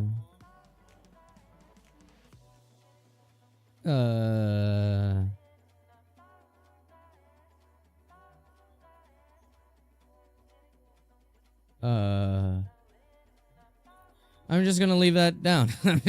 I don't know how to work it. Oh. Is that it? Is that it? I don't know.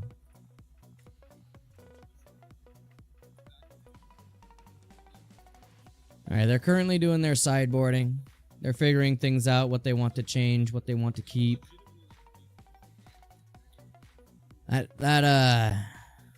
Woo! That Overlord deck.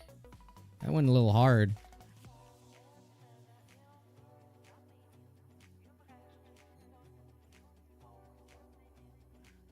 Yeah, Overlord of the Baelmerk was a crazy card.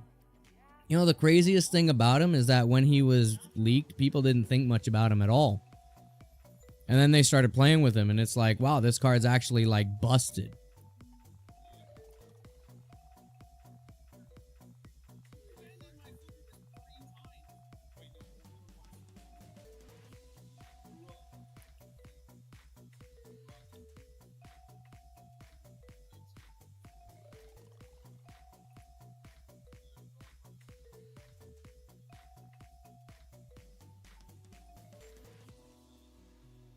Same with Atraxa back during All Will Be One.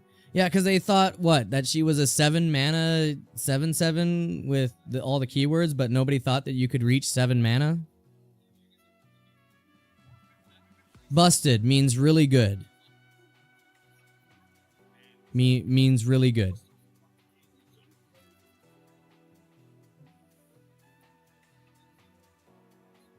Yeah. Yeah, it means really good. I wish I knew how to reset this timer. Why can't I reset this timer? Timer. Timer.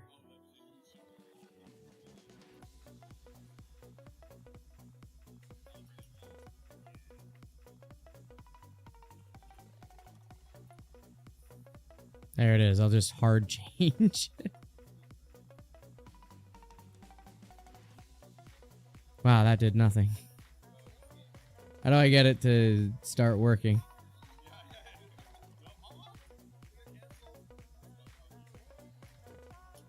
I'm gonna revert that change.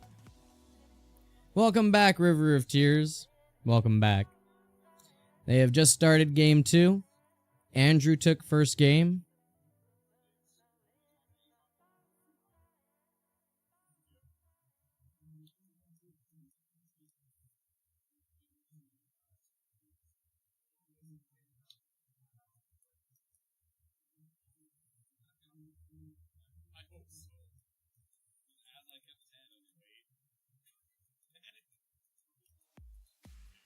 Just a worse Grizzlebrand? Why would I want max 5 cards? Well, first off, there's a lot more than 5 card types. Yeah, no, I don't know how people saw that and thought that, yeah, no, this is not a good card. Games always feel a little awkward when I don't understand some slang. Oh, well, we got Thomas here going deeper and deeper in.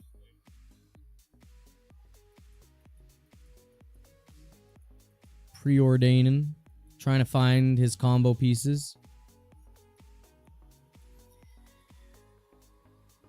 You'll figure out the slang as you hear it over time. It's just one of those things.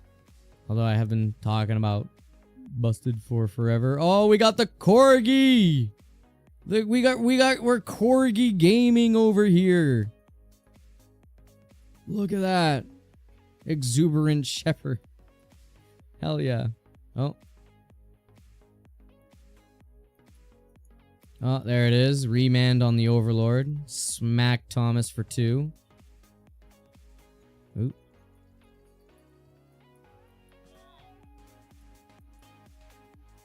I minused him before he took it, but I don't think he actually had a way to stop it. And I could just revert it otherwise. Oh. Surgical Extraction on the Remand. Gonna exile all of those. Does not want to deal with them again.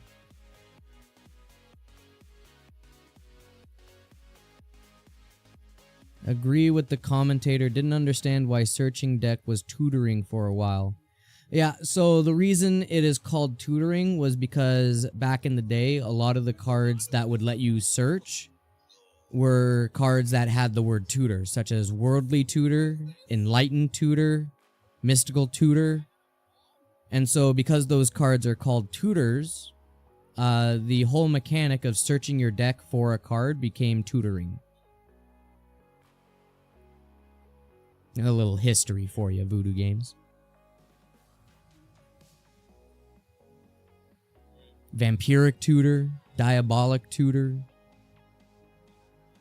all have the word tutor.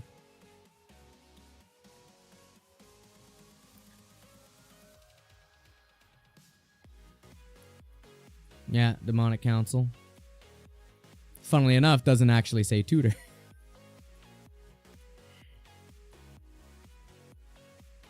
Yeah, we got an Impended Overlord coming in here. He's gonna mill 4 cards and whiffs. Absolute whiff. Oop. Oh, and there it is. Thomas bolts the Corgi. He's a dog killer.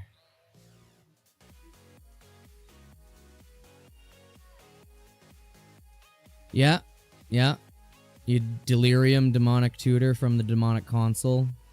It's pretty good. It also just tutors up any demon regardless of Delirium. So if you're running a demon deck, is pretty good. It's pretty good. That's why there's that mono black demon deck in standard right now. It's pretty good. It's pretty good. So we got Thomas over here still playing cards to fetch through his library for his combo.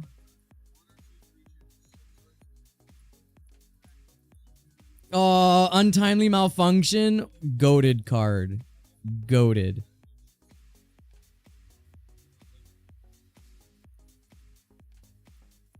Oh.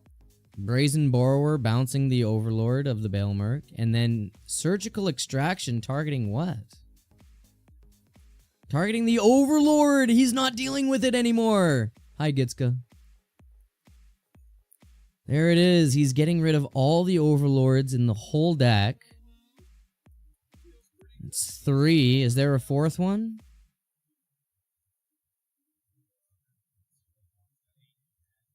That is all 4. Andrew searched for them to make it easier, but Thomas is allowed to look at his hand and library. Ripphilia, we hardly knew. I run it in a Mimi Sneak and Show deck that boards into Reanimator. Feels great in there. I missed it. How did he get rid of Overlord? So Thomas played a bounce spell, which bounced the Impended Overlord that was on the field to Andrew's hand.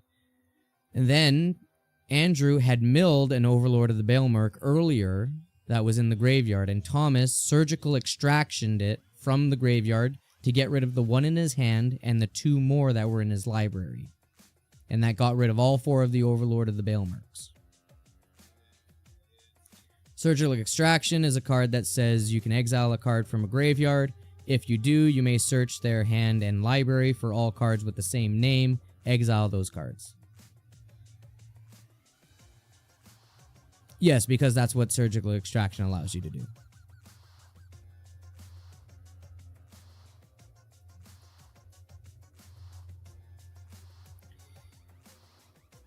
Yes. Yeah, Surgical Extraction is a mainstay sideboard card of a lot of modern decks, especially when they go up against anything that likes to deal with the graveyard.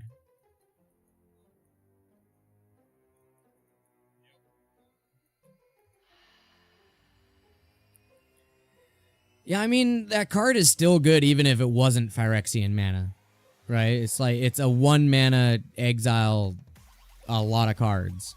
But the fact that it's Phyrexian pushes it way over the edge. S/O Gyoros. I don't know what that means. Oh, that's Elish Norn. Elish Norn, Mother of Machines. That means there's no more ETB effects from Thomas, and all of Andrew's ETB effects are doubled. And then there's also Blood Moon, which actually hurts Andrew because now Andrew still has white and black. Well, there you go. But he is missing multiple pips now, so there is that. Oh, Thomas just holding up mana, saying go. Takes another swing.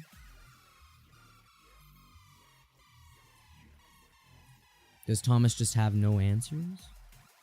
He's got Splinter Twin, in 2 of them in hand, but literally nothing left. He's down to 2. Oh, that's unfortunate, Thomas. You're done. You're done. GG's. Andrew. The thing is I don't even think Thomas had a way out of it unless he had a way to remove Elish Norn, because he had... Is that Mom or Grand Cenobite? That is Mom, Mother of Machines, which turns off ETBs, which means the Deceiver Exarch combo that Thomas has in the deck doesn't work because it turns off his ETBs.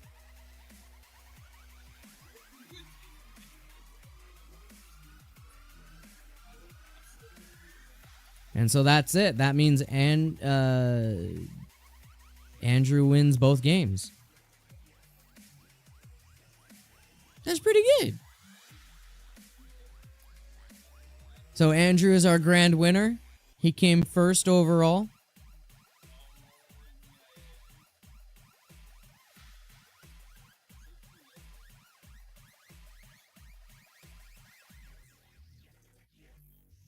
And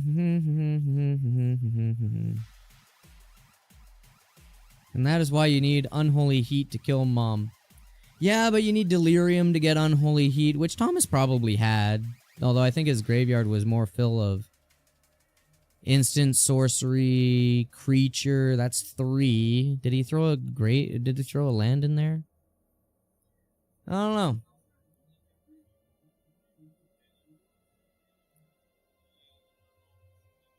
Yeah, so he would have had Delirium for Unholy Heat. It's possible. It's possible. But I'm pretty sure that Elish Norn was also sideboarded in from Andrew. Apparently, there's a history between Andrew and Thomas because they faced each other last week, vying for the top seat again. So I think that was some sideboard tech he had against Thomas. Although it might be main board effect because it works with the Overlords as well, because they're on ETB. But they're ETB as an enchantment. Does that work with a... I think Elish Norn is just ETB in general. Are doubled for you. It's not like ETBs for creatures. Yeah, the thing is that Mom costs a lot of mana, so it's like... I feel like that was a sideboard card for Thomas. Like, to go against Thomas. But then you could argue why not Doorkeeper Thralls or Strict Proctor, other cheaper cards that remove ETBs as well. Well, to that I say, they don't dodge as much removal as Mom does. Because she dodges Fatal Push, the others don't.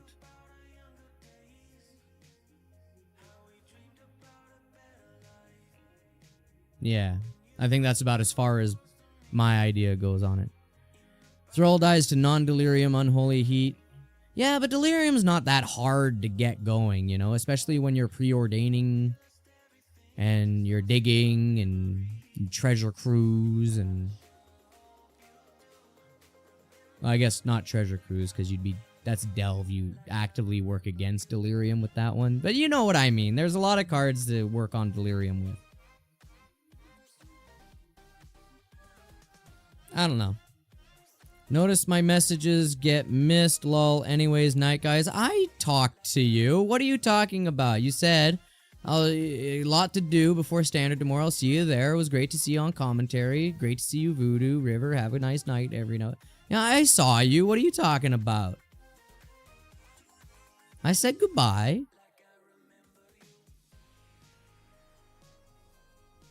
Unless I didn't, in which case, you know. Oops. Oh, let's get this video back to that. Bam. Alright. So yeah, that's I think that's kind of the end of the stream. We got our winner, Andrew Snookins. Or no, wait. It was not Andrew Snookins. It was... No, it was. What happened here?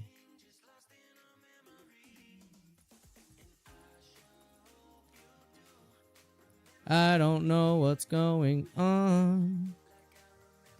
Uh-oh. Uh-oh. Uh-oh.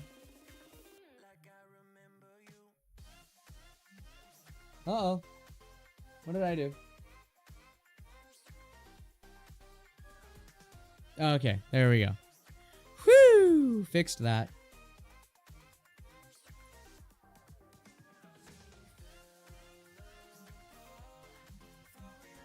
No, that's not what I wanted. Where did I put it? No, that's not what I wanted. I am so confused. No, not that.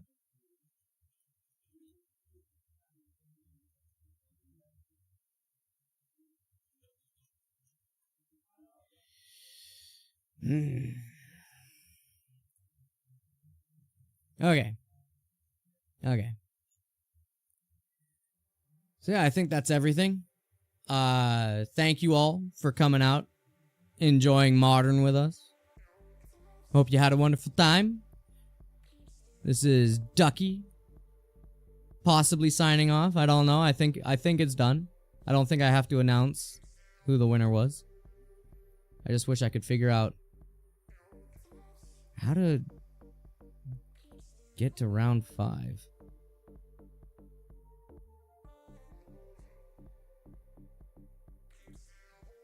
Yeah, the thing is everything stopped on round 4. There is no round 5. But we had round 5. But we never saw round 5. Maybe I gotta hit refresh.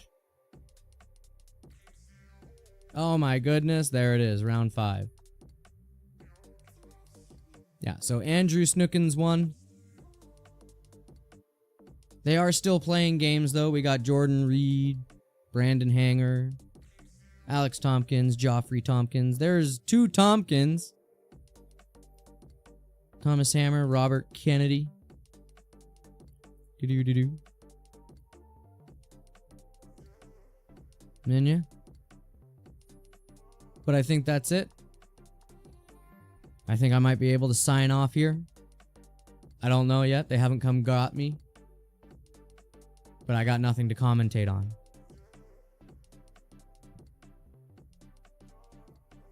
So how about that last game then? You know, it was a pretty clean 2-0 sweep from Andrew Snookins. Yes. Pretty clean sweep from Andrew Snookins. I don't think he had much trouble there at all. Had an answer for everything. He was able to push his strategy through. His dog died. And by dog, I mean the corgi that he summoned, not his actual dog. And yeah. That was the game. They played so fast, I was unable to keep track of it all. Those were good players.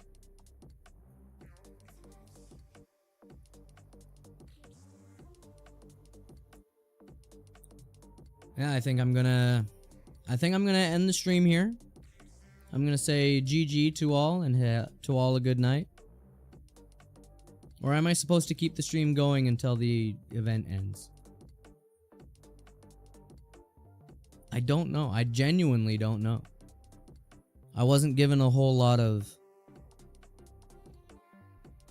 what to do about anything. So we look at them. We see them play. We got Blair hanging over Tom. Is Tom still playing? I don't know. Yes, Tom is still playing. Playing against Rob. Wonder how that game's going. Hum. Hum. Hum.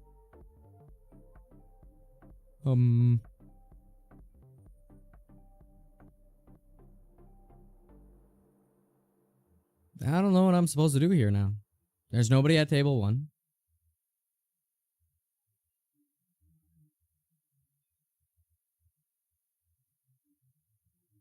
It's effectively done.